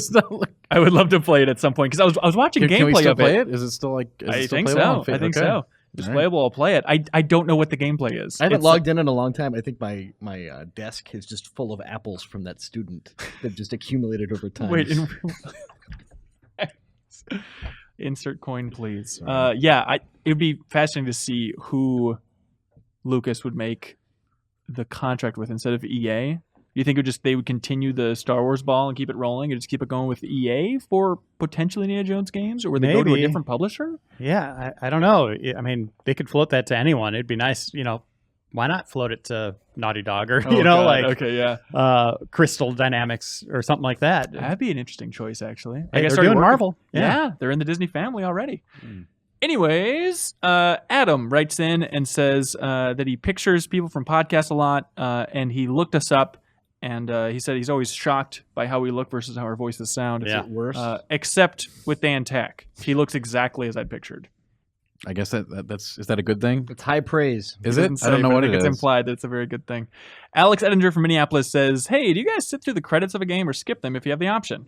As someone who's working towards a career in the games industry, I feel guilty about skipping the credits as one day I hope to have my name scroll across the screen." So why would he feel guilty? Because I would imagine he's not moving his lips while reading every single name. So I think, what are you supposed to get out of that aside from the fact that you can tell your mom, "Hey, I was in the credits"? You don't hang around just in case there's like a little tease or something after the credits? I do, but I am on my phone so hard just to make sure that I'm not missing anything. But especially get to a Ubisoft game that is developed by 18 different studios. Yeah. Also, I really draw the line playing through Telltale's Guardians of the Galaxy. They include every staff's pet's name in the credits. Even production babies, I'm a little bit like, all right, really pushing it. But pets, and soon we're going to have pets, production babies. It's too much. You know who did it right, though, and I enjoyed watching the end credits would be the Harmonix games, for the first few Rock Bands, because it had a fun musical sequence, and it had the pictures of the developers. So you can say oh, this is what that weirdo Nick Chester looks like. Or like a BioShock Infinite where they have that awesome live footage of them actually performing that song in the background of the credits. That works out well. Give me something cool to look at. BioShock Smash Brothers. No credits. Is That's that the way to right? do it. No credits in BioShock 1? No credits. Just kicks you right out. Ken Levine underlined in his handwriting. Any questions? Follow me on Twitter. Ken out. But to answer the question, I do sit through them just in case there is the little teaser at the end. But are you looking at them, though, aside from just periodically No, I mean, glancing? the whole credits need to go away. They're not for us. Outside of who was that actor? Who was... I get why studios do it. They want, these people worked hard on this. You have a little tab under press start for credits if you want to see that. But it's when you're sitting there for enough time where the screen dims because of inactivity, that's a problem. Your controller turns off. And it's a problem. Yeah, we talked about it with Sonic Mania. I don't know if you've seen those credits yet, but it's absurd because the design team is 5 people, and then it's just every person who's kind of sort of legally involved in any work Sega has ever done. The screen never ends, but it's really the heart of that game is those 5 folks that crank that thing out. Yeah. Let's see. John from Mississippi, the Big Muddy, says, "Hey, GI, is Ocarina of Time the most overrated so-called classic?" Is that leading the witness? That really is. "The combat and dungeons are the focal points of the gameplay, but both are so easy they practically play themselves, Water Temple accepted. I don't have fun mindlessly slashing through weak enemies and strolling through dungeons without any creativity required. People say it's innovative, but Mega Man Legends already did lock-on targeting a year earlier in 1997. Good music does not make a good game." No, I don't think it's overrated. I think it deserves to be called a classic. And frankly, John, I think you're a little cocky saying that it's very easy because I have a tough time with some of those dungeons, even outside of Water Temple. They're constructed very well. I think some of the puzzles are neat. Yeah, it's a classic, John. And frankly, It's so cold. we're not going to stand for it. Dan, are you a Ocarina of Time guy? I'm not, but to say it's not a classic, I think it certainly falls in the classic category. It just depends on like how many games are considered classics, right? I don't want to get into this whole like, is it 300? Is it 500? Is it 1,000? I think we know the answer. It's going to be 300. They will and be. They will be outlined in the next 300th issue of And Game I would Informer. say that I'm pretty sure that game will make that list. I'm very confident. You know where it got last time with top 200 games of all time, Ryder? 62. There we go. No, I don't know. RJ from Santo Domingo, Dominican Republic? I'll be damned. Says, hey, what are your thoughts on your all-time favorite shooter? As a 90s kid, GoldenEye will always be on top due to local multiplayer and fun gameplay, and then Call of Duty Modern Warfare 2. Favorite shooter of all time? It's a simple question, but I don't think we've ever gotten it on the podcast. I think I'll go with Quake. Quake 1. Quake 1. Really? Big Quake guy. And again, nostalgia. This was playing on a modem. Mm. You know, and just like there were no leaderboards or anything. You just get on there and like you'd have to know the guy's handle to know if they were good or not. Like you'd play with them the previous night, you know, you're like, yeah, oh man, Nail Blaster 79 is in this game. He's gonna be camping that quad damage. Help me out. Quake, I've never played it, and I always get it confused with Unreal. Which is the one that has that iconic map, unforgettable map, that's in space, where it's like the two weird triangle buildings in space and the bridge between them? I think the triangle buildings in space is Unreal, but Unreal. I'm not. This is like 20 years ago. Ancient history. Yeah, it really is. What is it about Quake? Just the rocket launcher? Again, we're going with nostalgia here. Yeah. It's our favorite, right? Not best. That's right. Right. So yeah, we'll go with that. Okay, interesting. A lot to choose from, Reiner. Where are you leaning? Well, I'll give you two. Doom 2, back in the day, we played that more than any other game in the office. Like, after work, we would be playing that all night. Awesome. And then Overwatch. Favorite shooter of all time. I play it every night still, and it's, I don't know, just the difference in the characters and the strategy that's involved with just setting up a team with your friends and how you counter, different teams. And I could play those maps over and over and over and always get something new out of it or some thrilling moment. Yeah. I have not had that much fun with a shooter since probably Doom 2. Quark said something controversial about shooters this morning, which is something I think people on the internet scream about plenty, but Quark said you should not release a shooter unless it runs at 60. I feel very strongly about that. Because I didn't bring it up. I know you're didn't screaming bring it about up? it. He what are your thoughts on Destiny? He just did. It's 30 frames per second. And therefore, you wouldn't wipe your butt with it. I wouldn't wipe Dan Tack's butt with it. Go! Wow. No, Jeez. I'm just a big frame rate. Really? I've never heard you mention this before. I think in a shooter, it is very important.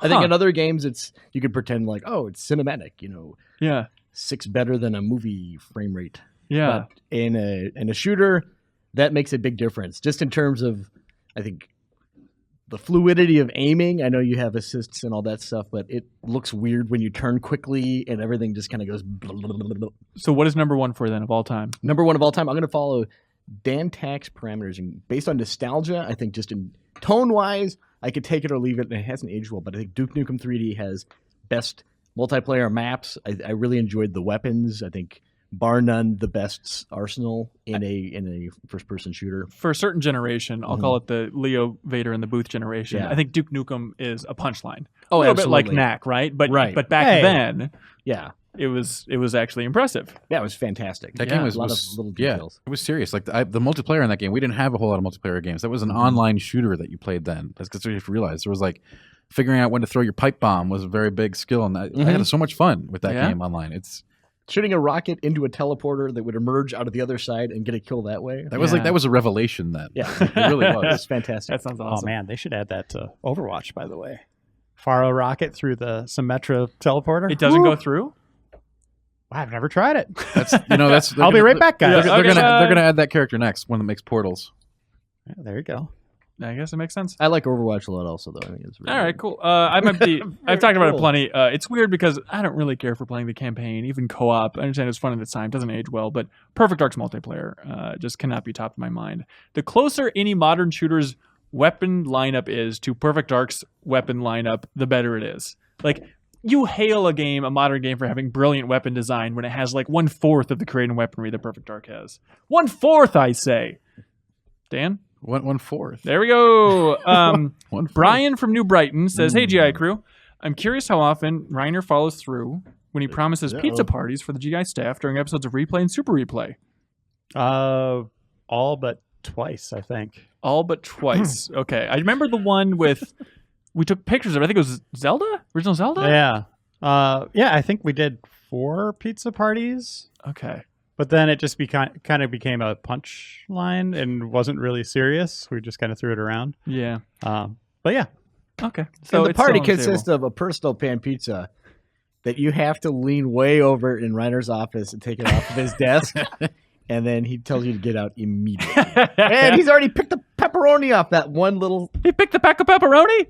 Yes. By the way, Brian from New Brighton, he says that he's actually a hero. He's the one who served Ben, Tim, Dan, and Brian pizza at Old Chicago. Also, he's the hero that made the map in Martian Gothic for that Super Replay. The thank guy you who so mailed over the much. map. He did a Wow. wonderful job. Saved And he our says lives. he works at a fancy cocktail bar in Northeast, and we should stop by. Is that Tattersall, I wonder? Is it Wade? wait, Wojcik. Mickey writes in and says, "Hey, whatever happened to Overheard Game Informer quotables that used to be on the site? Those always made me laugh." They were really hard to do, and after Annette left, I think I was the only one that was still writing down quotes from around the office, but because I sit next to Jeff Cork, it just became a series of jokes from Jeff Cork and nothing else. And so at that point, Unreadable.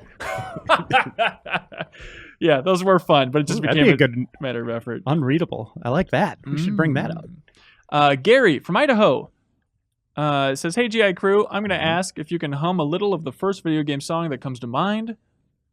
Dan Tack, first video game song that comes to mind. Hum it. And he says, "Why is that the first song that came to mind?" We were talking about Mario earlier.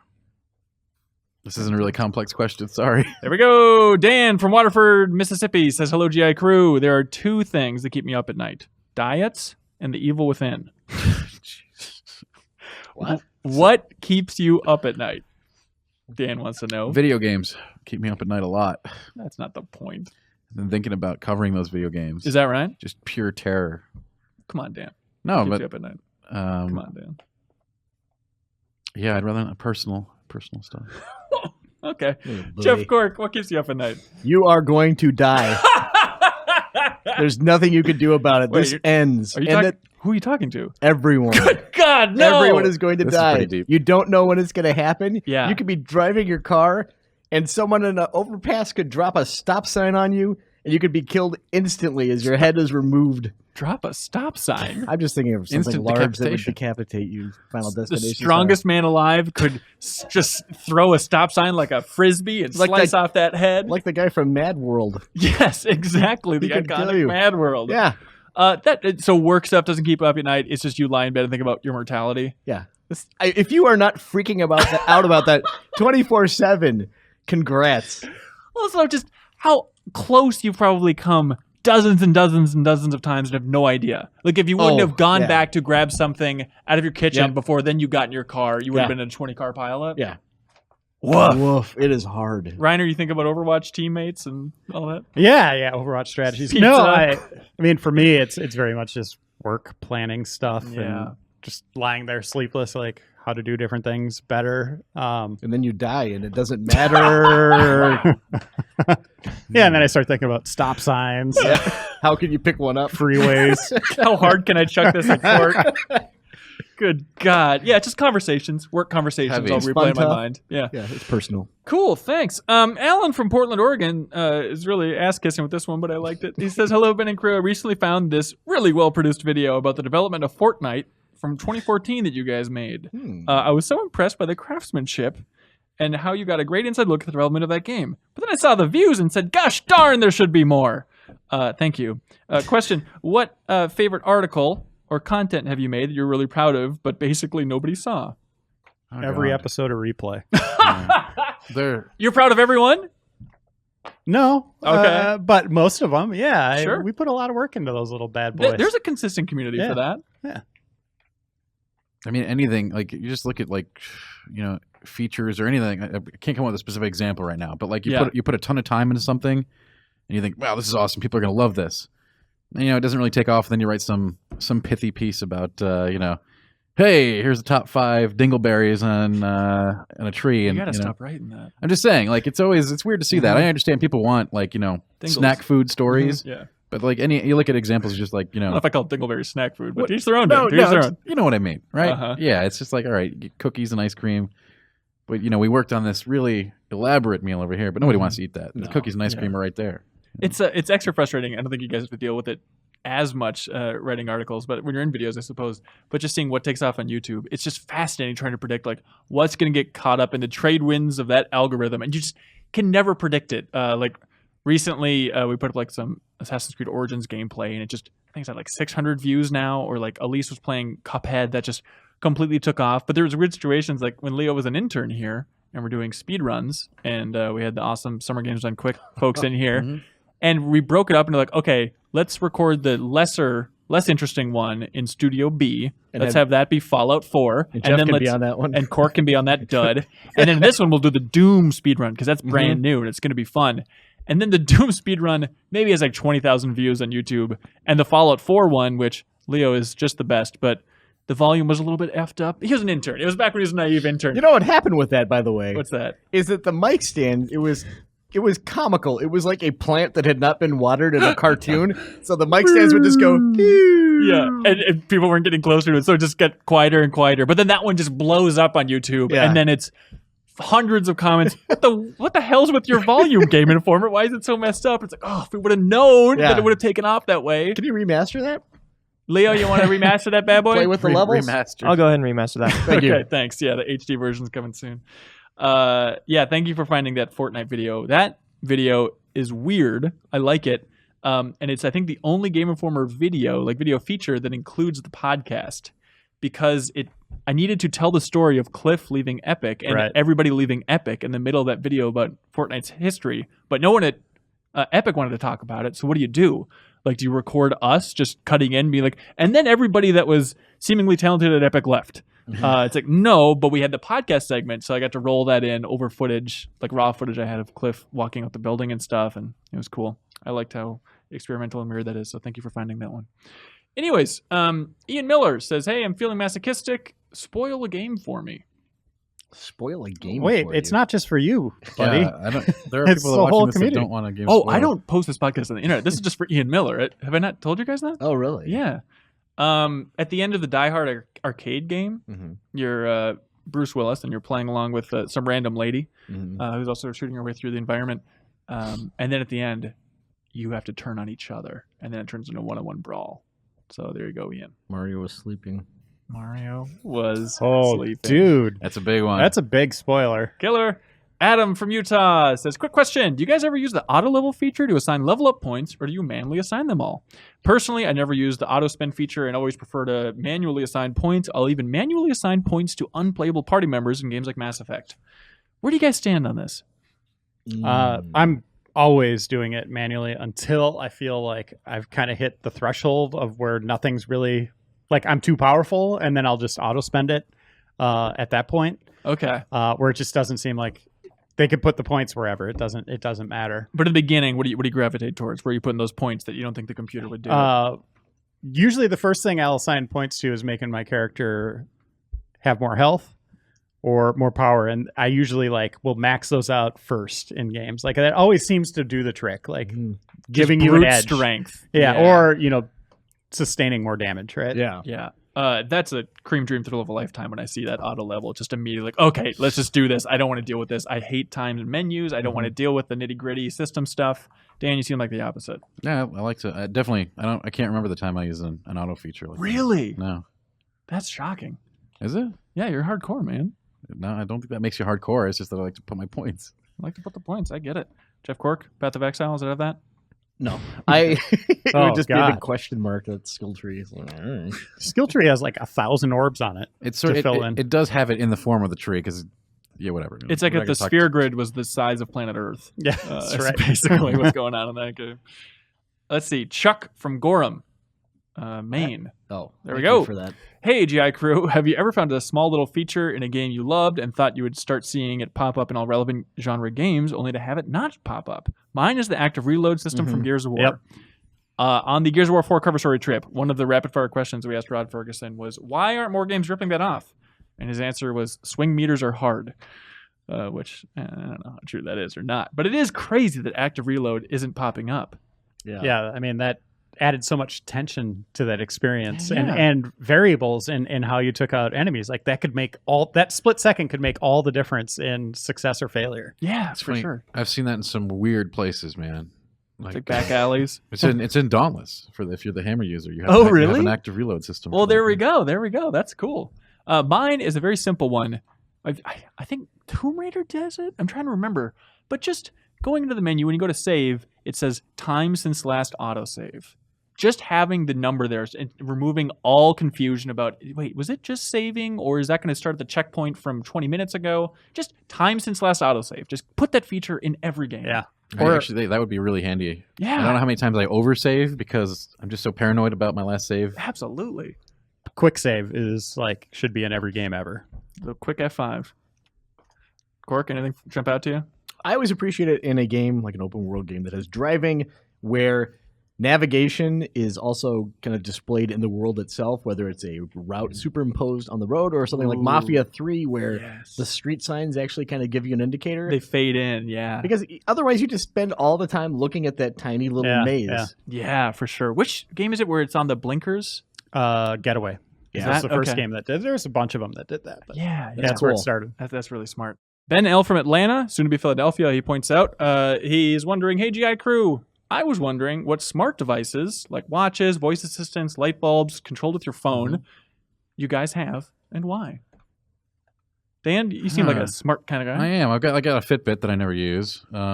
Obviously, the smartphone does a lot for me. I have Google Home or whatever on my smartphone. So what does that mean? it means I'll be like, hey, Google, set my alarm for X. And it Google will does say, it. couldn't you be a little more It says, excited? okay, your alarm is set for X. That's And just like Siri, though. I know, but it's handy. It's handy. Huh. Reiner, do you have anything that's smart? You got the fancy. I got the Apple Watch. What's the most useful application for the watch? I look at the time. That's hardcore. Worth hundreds. No, I mean, for a while there, it was Pokemon, like using Pokemon Go on there. Yeah. I don't know. It's handy for meetings, tweets, stuff like that. Like throughout this episode, you'll see me look at it a couple times. Yeah, of course. Just staying on top of things. I think Adam Carolla once said for the second week in a row, just to bring him up, that it's a very smart branding to put the word smart in front of an item. Like, well, this is the smart car. Like, of course you want to buy it. It's for smart people. But I don't think I really have much that falls in the smart category. Have you ever met Adam Carolla? Yes, I have. Have you ever sent him a personal letter? You bring him up a lot. Like It's just you were been like 2 weeks in a row. It's just been 2 weeks in a row. I'm not talking about those 2 weeks, not on the podcast. I'm just talking in general. It's like every day. It's like, hey, do you see Adam Carolla did this? Like, I haven't. Look, he's an idiot Most in a lot of likely not. ways, and there's a couple things that are notable that he said All that I right. can never get out of my mind. But let's move on to the next email here. Yeah. Neil Simpson says, hey, GI Crew, I feel like lately I've heard about more licensed games being adapted as board games or card games. What games or properties do you think would be good adaptations? Personally, I think a Zelda dungeon crawling board game would be awesome. P.S. I noticed you guys didn't mention the Star Wars Peaceful Death question last week. We still get plenty of those, by the way. Thank you, everybody that continues to write in. But we got to the point where somebody said the alien in the trash compactor. It's like, all right, we're out. What was the question? Who, outside of Yoda, had a peaceful death in Star Wars? And then also this week, I didn't read it because I didn't want to bum people out, but I'll bring it up now. Someone said the only answer for this outside of Yoda is Carrie Fisher. Princess Leia will totally get a peaceful death in between this episode and the next. Anyways, he says, here, flip the script. Who had the worst and most painful death in the Star Wars universe? Boba Fett. Boba Fett. Well, he didn't die, though. He didn't die. But canonically, he did now, right? Because he didn't. They removed that from the EU. So canonically, he did get digested over the course of 1,000 years. Yeah, I'm trying to think so. No, he's out. Right? In what? In what- new canon, he's I'm out. trying to think. He battled Luke on Tatooine in the Star Wars comic book, but that's Really? between Star Wars and Empire. Okay. In the new canon, really? Yeah. I know he's in the new canon, but I don't think they've ever got him to break Yeah, I don't know out if in they the new have canon. Yeah. But that's the answer, right? If we're going with original lore, yes. Yes. No, I would say Darth Maul. Not only do you get chopped in two, but you're still alive at that point. Mm-hmm. immense amounts of pain, and then you splat at the bottom of a pit. Slowly digested you know what? over He the course lives. of 1,000 years. And that is canon. Yeah, exactly. So who the hell knows? Anyways, the real question was about game properties being adapted into board games. Right, What do you right. think is ripe for the picking? Monster Hunter. Perfect timing with getting a new crowd in with Worlds. Like co-op board game? That'd be cool. Yeah. Okay, yeah, that's a good one. Go ahead, Ryan. So Fallout is getting a board game, right? Yeah, and yeah. the thing I love about that is predominantly a single player experience, but in the board game universe, it is now co-op. So I would like to see that, like taking more single player games and giving them a new stance in the board game universe as cooperative. That's interesting, yeah. Dark Souls has a board game now. Like I think that's really cool where you do get that a different vibe. It's not just like trying to replicate the game, but you get something different. Yeah. My answer will always be The Thing, which they now are adapting into a deception game, but it's just right there. But first look at the deception game that they're making, it seems like it's really complicated. I just want it streamlined. I want it Avalon. I want it Secret Hitler style. It's just right there. Well, I like your pick, Yeah. but I think with that, it's not really coming from a game. It's coming from a movie, right? Correct. No, an adaptation of the PS2 The Thing game. The canonical All right. sequel All right, to The whatever. Thing. Underrated. I'm not trying to be a stickler. I'm just saying. No, I hear you. By the way, did you see that game Distrust on Steam? No. There's a new Thing-inspired game on Steam that's a little bit like This War of Mine. It's kind of in that vein. Okay. Isometric, though, and you're going around and just collecting stuff. And I was super excited about it. I think it looks great, and I was like rummaging through and had like a State of Decay vibe, just getting random loot and stuff going around these bases in Antarctica. And then I realized all the enemies you fight are aliens, and they're freaky aliens, and they give you like weird status effects that shatter your mind and stuff. Mm-hmm. But there's nothing that's to the core of the thing about like impersonating human Yeah. beings. Sure. It's like, what's the thing without that? They It's blew not it. the thing. It's just aliens in and they Antarctica. went to all the trouble of getting the license and everything, and they blew it. They did have in the beginning of the game that says like inspired by John Carpenter's The Thing. Well, and that John Carpenter's The Thing isn't the inception point. It was a book that he based it on, and that book is being turned into a board game. Is that right? Yeah. Is that the Thing from outer space? That's what it was Well, called? hang on. It was a movie from the 50s. I don't know if that was based on a book. Right. But the movie in the 50s, it's just a giant vegetable monster alien, and it's a surprisingly great movie. Pretty disconnected, but it's very good. I'll have to look that up. But yeah, Okay. I thought I did that about Sci-Fi Weekly a few weeks ago, but my memory is terrible, so I don't remember. Jose Rivera says, "Hello, Ben. Leo Vader was a great add to the last episode. His voice is oddly entertaining." Did he put a question mark in there? Somebody said recently in the comments, I have the voice of an angel. Yeah, it's what do you think about your voice, Leo? I'm fine with it. Fantastic. Say something biblical. Like an angel would say. Yeah. Hey, I'm here. You're all going to heaven. What's up? Yeah, it works. Oh my God. Does that make you feel better about dying, Cork? Yeah. That's what you're going to hear after that stop sign comes Oh, for your God. jugular. My little buddy. Ooh. What do you guys like? Question of the week. You were paying attention, weren't you, Cork? Yeah, absolutely. Okay. I like Indiana Jones. Yeah. I like that favorite was- shooter. Everybody I loves like the Indiana board Jones. game one too. Yeah. I like keeping you up at night. Yeah. If you want I to get didn't, dark. I didn't like that one. It gets very personal. I understand. He doesn't like to talk about night. Yeah. Private time. Private. I would say Indiana Jones because that is a good question about what Lucasfilm is doing and in LucasArts and blah blah blah. Like, Yeah, why is that not here? It's Yeah. such a huge property. you're right. I think you're very right. All right, that is Ethan from Connecticut. We'll ship you out something real nice. Congratulations, Ethan. For now, stay tuned for an interview with Molly Carroll from Chucklefish talking about the history of that company and the future, including games that combine Harry Potter and Stardew Valley. It's the perfect combo, Dan Tack. I hear that. It sure is. Yeah, so stay tuned for that.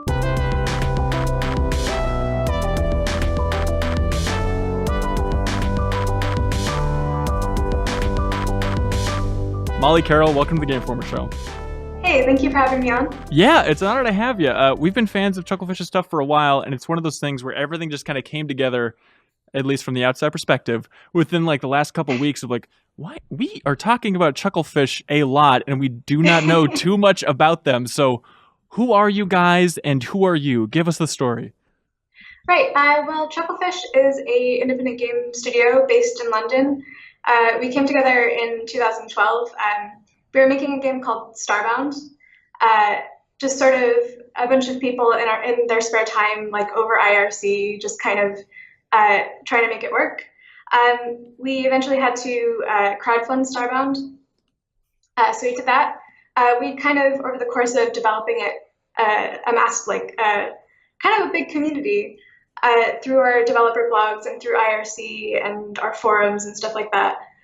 So crowdfunding went really well, and we were able to fund the rest of Starbound's development and put it through early access. Early access went really well. Eventually, we released Starbound a year ago in 2016. So it took quite a while. What do you attribute that success to? I mean, you say every step of the way it went really well. Is it just communication with fans, or is there a certain amount of people were so hungry for, anything in the Minecraft vein, and Starbound was a great example of that? I think it was a little bit of both. I think there was definitely part of the genre was a big part of it. I think communication was also pretty key because we did communicate a lot, and we were pretty open about what we were doing, and we wanted to make sure that people knew what we were up to all the time, just so they didn't forget about us. Naturally. And how did you get involved then? I got involved in a weird way. I was looking for a job in the games industry because I was just kind of doing odd jobs at the time. I wanted to get into community management. So I was kind of looking for a way to volunteer. And then I happened to follow Thierry, our CEO, Finn, on Twitter because he worked on Terraria. And he was looking for a voice actor to do some work for his new project. And so I kind of came on to do like some weird noises. Like monster noises, or what type of stuff? Just sort of like we were originally going to do kind of like almost like Animal Crossing, where you just kind of have this gibberish language. And you have that on your resume, expert in Animal Crossingese. I just had like a crappy microphone. And I had no background in this, but I was the first person to answer on Twitter, and I was just like, I'll do it. And so I ended up doing this. We never ended up using it, and we never ended up having that in Starbound. But I was like, kind of, by the way, do you need a community manager? And so I kind of just wormed my way in there that way. And I have a stupid ear, but you're an American, right? And you moved over to England for Chucklefish? Yeah, I've since moved over to London. I've been here for about 3 years now. But yeah, so I kind of just got into it that way. I started managing the forums, and then it kind of grew, and now I handle like our marketing and publishing and PR and that sort of thing. Gotcha. And so this is what I envision. Tell me where my story is wrong. I imagine Starbound just did very well on Steam, especially upon release and through the early access process, even everything. Then everybody sits around, they said, all right, we have a lot of money. What do we do with all this money? Do get like on a big whiteboard? Are you like, all right, how about other developers make a Starbound sequel? Like, what were those meetings like about where do we go next? Well, after we eventually finally finished Starbound, we kind of had a few meetings where we kind of all just like, there was this weird feeling of what do we do now? Like, we had a lot of stuff to do, obviously, but in terms of developing a game, which is what most of the company does, most of the company is in publishing, we were just sort of like, what do we do? And so we all started pitching games. We had some meetings where everybody was able to pitch. Sorry, there's a dog. Okay, makes sense now. We were all able to pitch ideas, and we kind of ended up going with the two ideas that we liked the best. We kind of chose a shorter term project, which ended up being Wargroove, and then we went for a sort of longer term, like a bigger project, which I can't really talk about. And that's but you not. might have seen some images on Twitter. That's not Wayward Tide. No, that was sort of a project that we, while we were developing Starbound, we kind of had at one point wanted to have another team working on something else. And we kind of experimented with that for a while. We had another team working on that, and then in the end, everybody ended up working on Starbound. So that kind of fell by the wayside. Gotcha. So the I was trying to think of a really bad like wayward pun there, and I just That's all right. There's no place for puns on this podcast, please.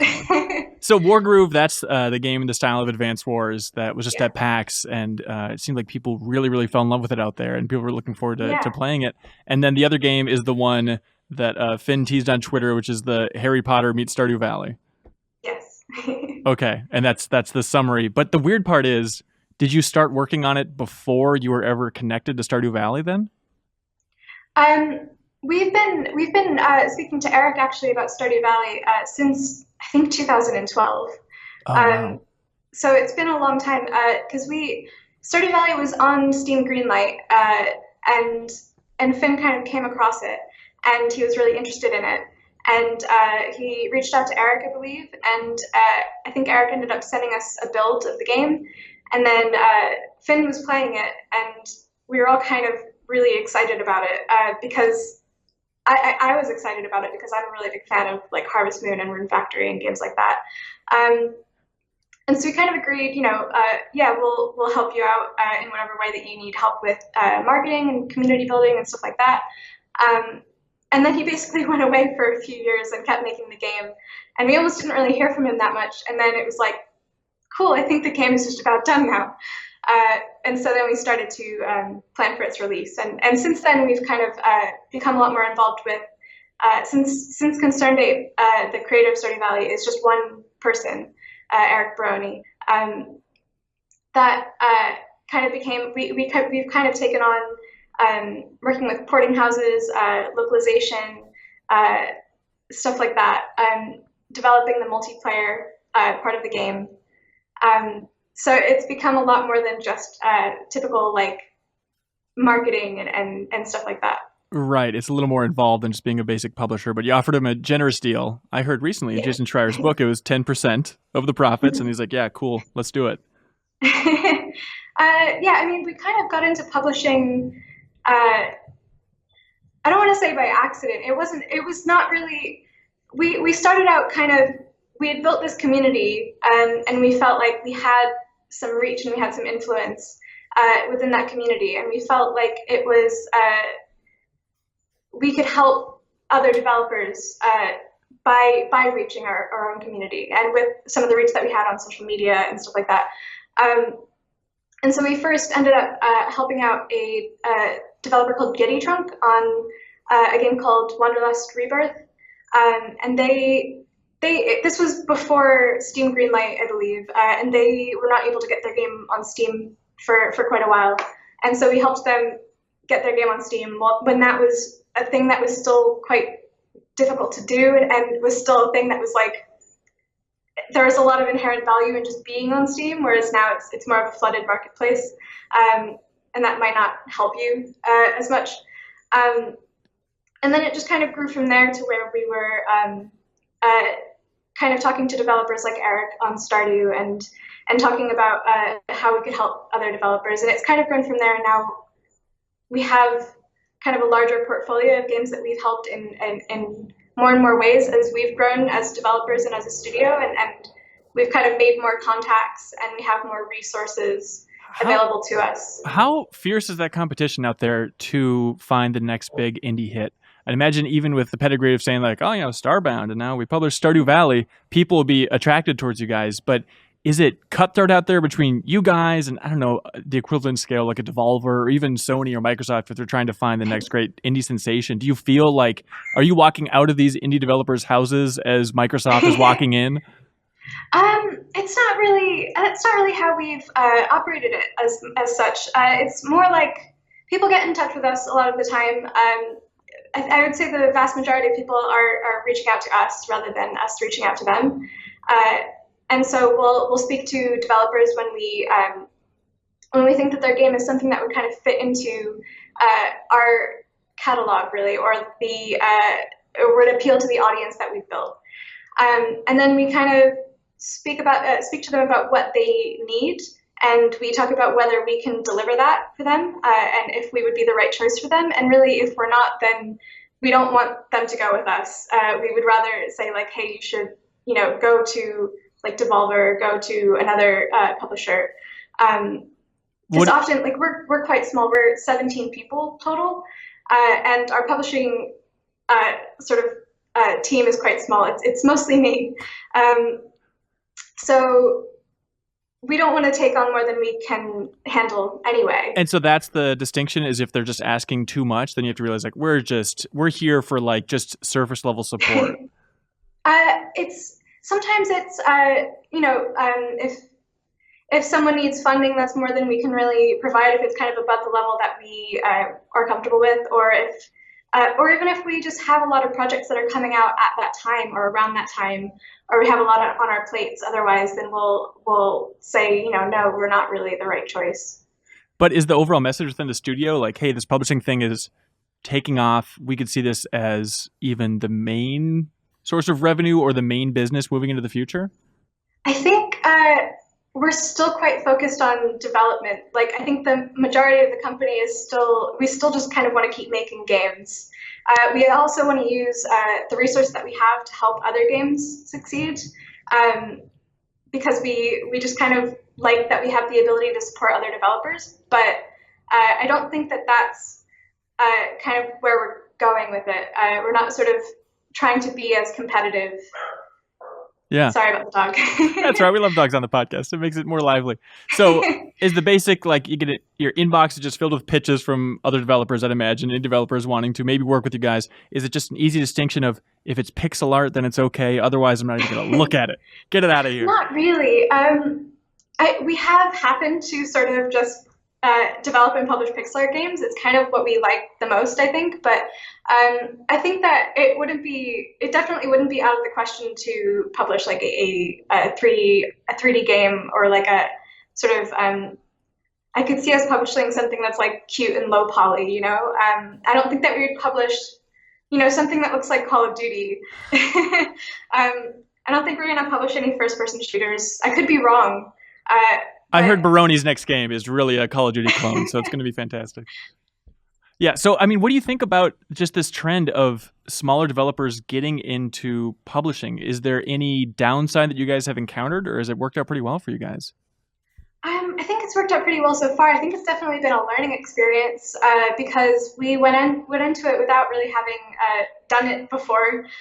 We had success with our own games, and we've kind of tried to use that to inform what we do to help other games.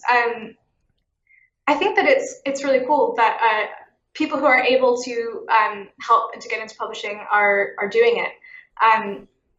People who are in a position to offer marketing support or offer exposure to a larger audience are doing that, and that's really cool. Yeah, for sure. So, I mean, you say you've learned a lot. What's the biggest lesson, or the most unexpected lesson you've learned along the way trying to get these games out the door? There's so many things involved in, like, especially when because we recently started publishing games on console for the first time, and we started with Stardew Valley, and it's great to be on console, and it's worked out really well, but it's really hard. It's so much harder than publishing a game on PC. There's so much that you don't even consider, and there's so much that small indie studios who have never done this before would never consider, with regards to like timing and ratings, and there's so much project management involved in that.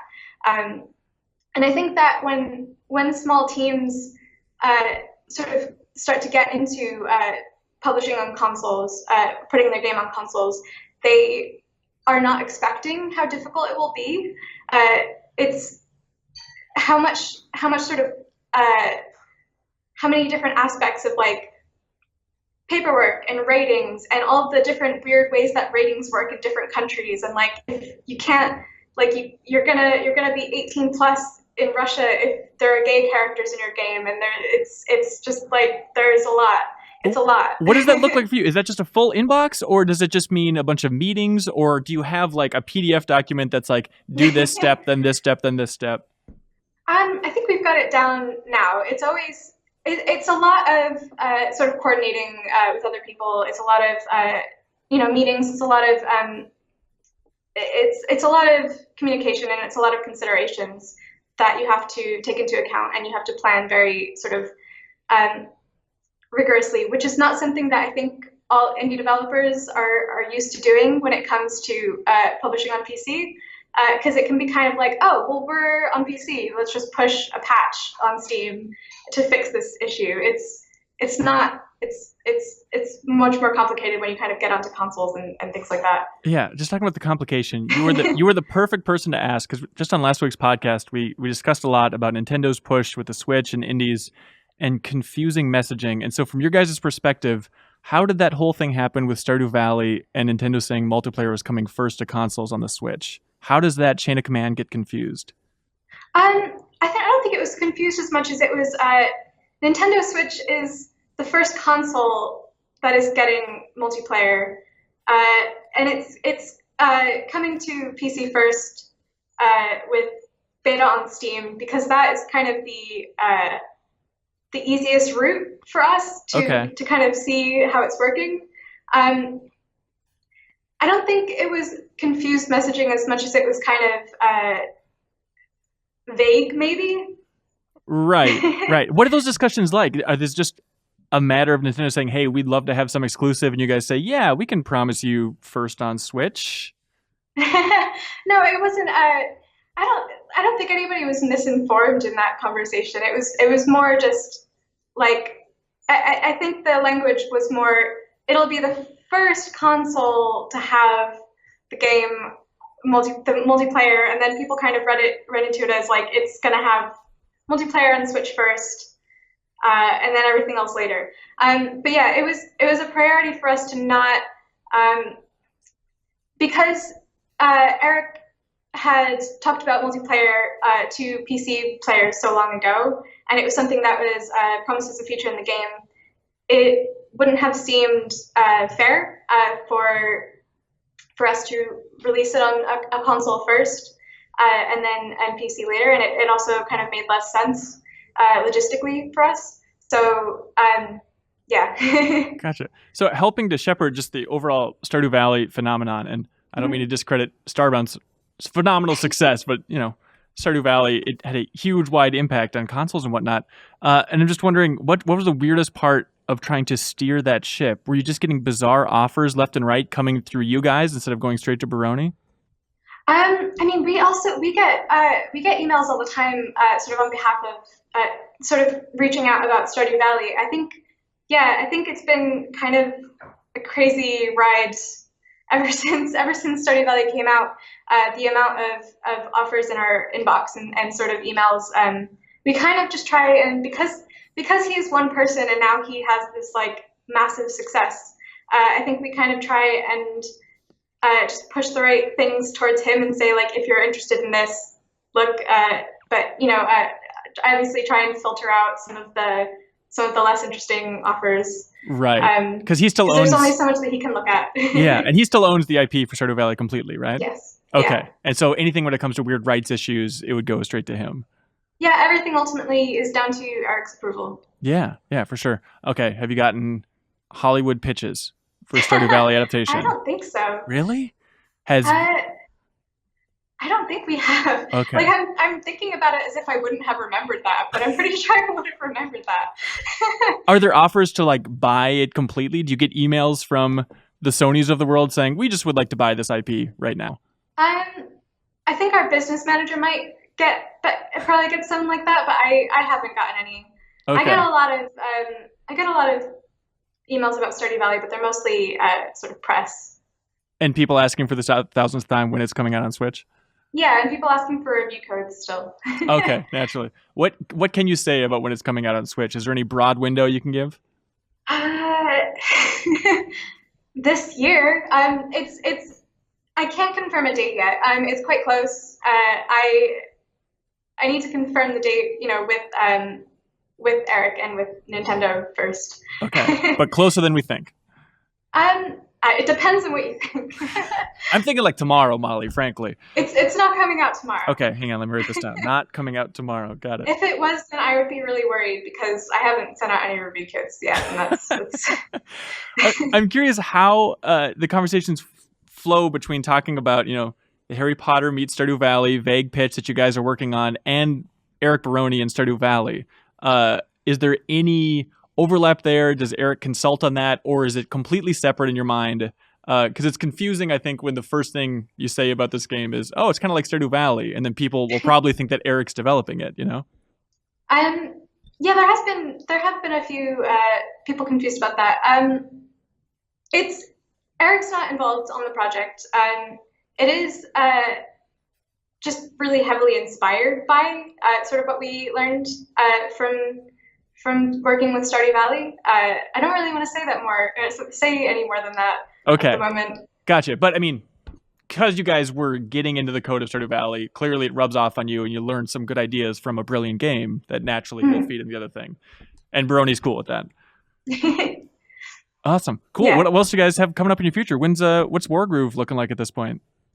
Wargroove's coming along really well. It seems to have gone over really well at PAX. We're looking at Q1 of 2018 for release. And yeah.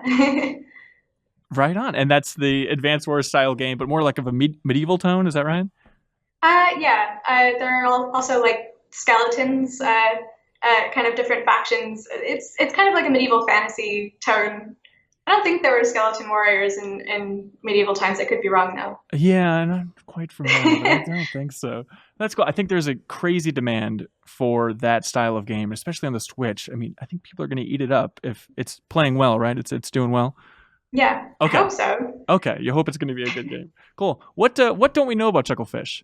What message would you like to get out there? You think are there misconceptions about the studio at this point?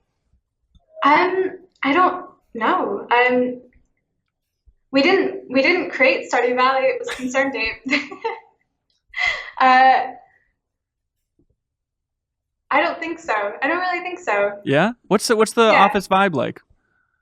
With the vibe like at the office? Yeah. What's the culture of Chucklefish like for you? It's pretty casual. Like a lot of people walk around in their socks. I have a foot hammock under my desk. Like it's a hammock for your feet. I don't know why that's like the vibe that I immediately go to, but there are a couple of dogs sometimes. That's pretty good. So it's a foot and dog based culture overall within Chucklefish. Yeah. Okay. Got it. Makes total sense. Well, you guys have had an exciting history, and it seems like you have a really, really exciting future. So we're excited to see what games you guys turn out. I think fans are going to find a lot to love coming in the future. Cool. Thank you. Thanks again for having me on. Oh, my pleasure. Thank you so much for joining us. And thank you so much for watching or listening to this episode of the Game Informer Show. Be sure to tune in next Thursday, and we'll have a new episode waiting for you. Bye, everybody.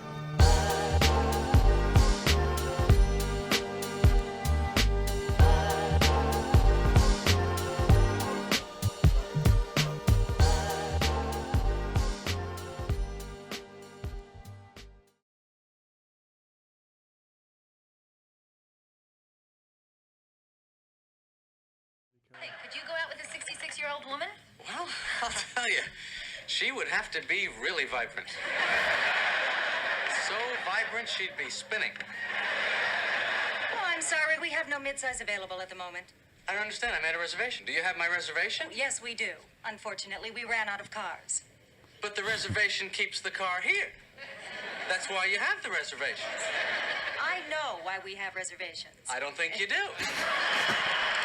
Very good line. Larry David. Yeah. If you did, I'd have a car. See, you know how to take the reservation, you just don't know how to hold the reservation. And that's really the most important part of the reservation, the holding. Anybody can just take them. That's it. And flails around. Reiner, gonna go? Yeah. I'm so glad Curb's back. Oh, When does that start? Very soon. I'll be damned.